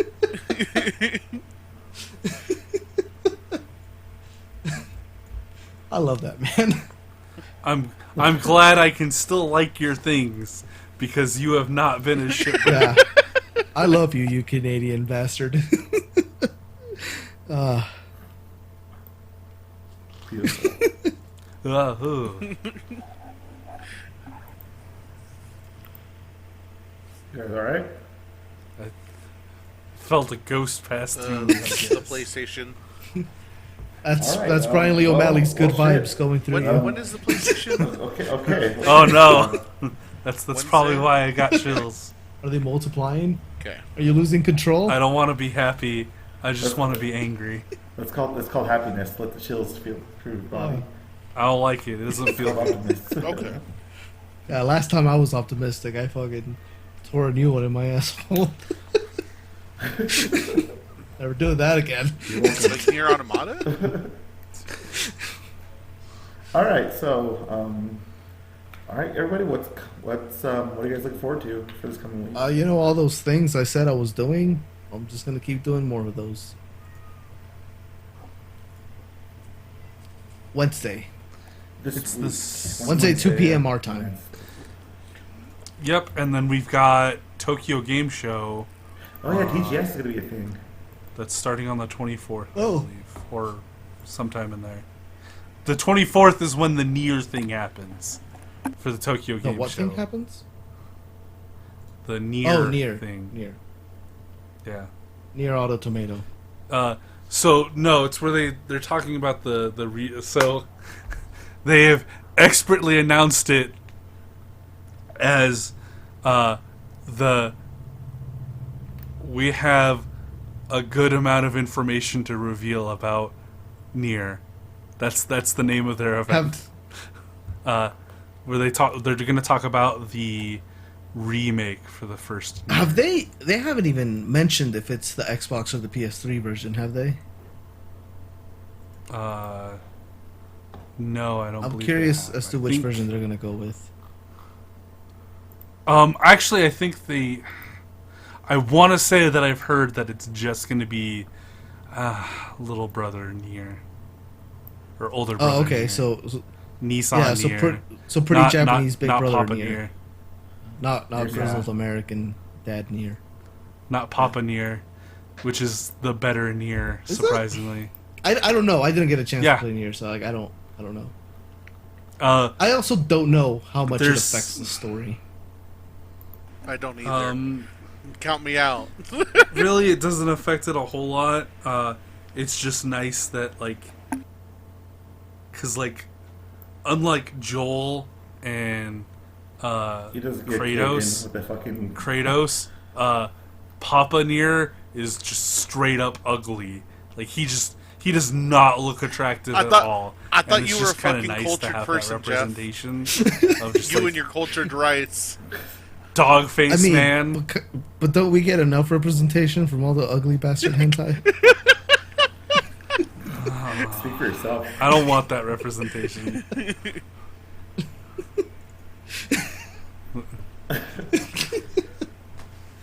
That's harmful stereotyping.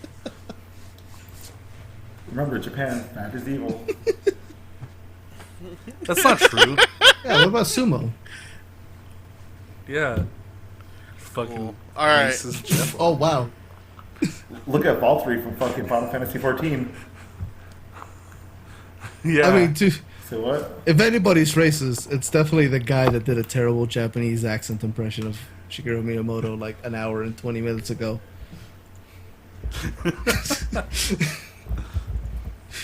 It's okay. As you play more David Cage games, Jeff, you'll also understand that he too is prejudiced against fat people. So it may just be like a French Canadian thing as well. Cool.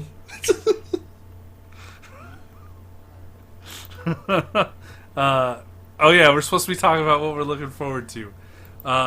hopefully I will finish reading the Bleach book so I can tell you guys, which you already know about it. I did start watching Avatar, The Last Airbender. I'm like halfway through season 2. So You're in the good stuff. probably, yeah. That's what my friends recommended. They were like, just watch the season finale of season 1 and then go from there. I think. Based. Go ahead. I was gonna Go say ahead. season 1 is like an okay season, but it's very much a kids show season. Yeah, that was like the issue Yeah, that I that's had when I absolutely fair. The James Show.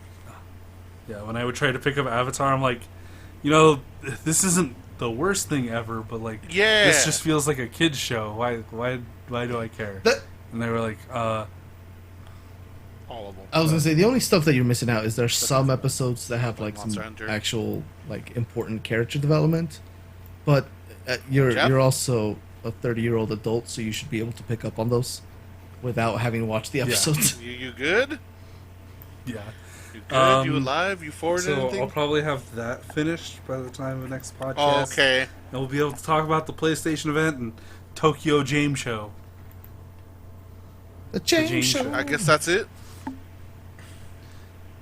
Where we can look at all of our favorite His mask, he's just like, Tokyo games.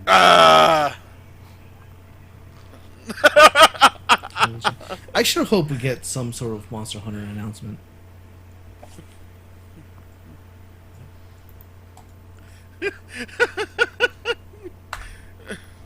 What? What? You live there? Are you looking forward to anything? I'm thinking about fat shaming more people. Oh, God. My goodness. All right.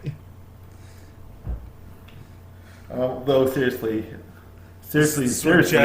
Jeff peels off his Mission Impossible mask, and he's like, "It was me. I was David Cage all along."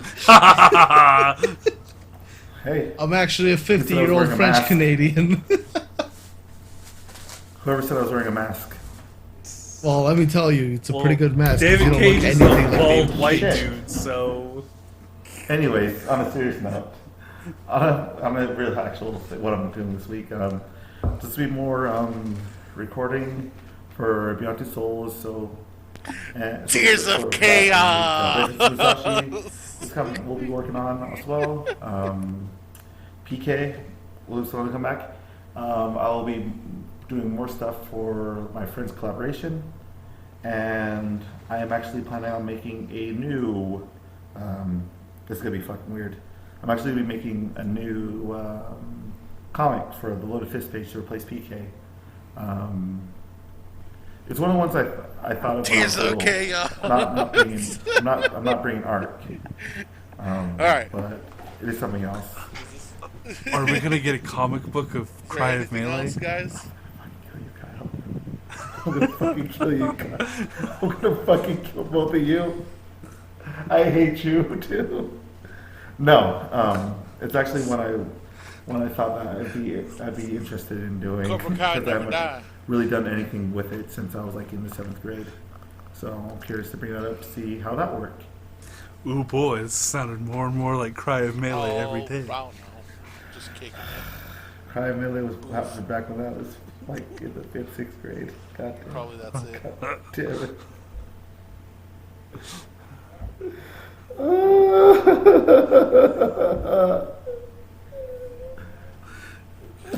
Nan, read Ninja Turtles. I'm face palming right now. Oh yeah, I'll start watching Cobra All I Kai. have to say is fuck, Yeah. Watch Twilight Wings on YouTube. Pokemon Twilight Wings on fuck, YouTube. fuck bitches, get money. That's all I gotta say. And watch the whole. What about you, Swishy? You didn't say what else is going on with your week, or what are you planning on doing?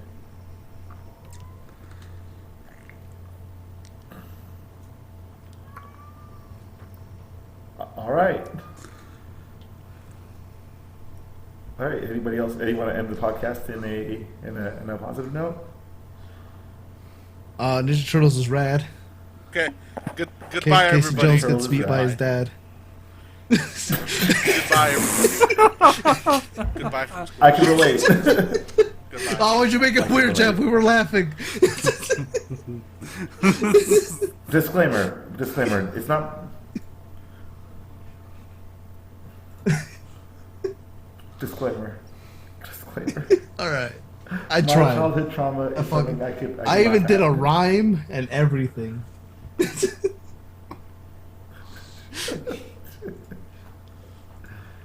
Hey man, when it comes to you know, what, I'm not, You know what? not gonna say I'm anything else. stopping my recording. Bye, guys. I'm done recording. Yeah, bye guys. Love you guys. Cobra Kyle signing out. Bye guys. Bye. Besos.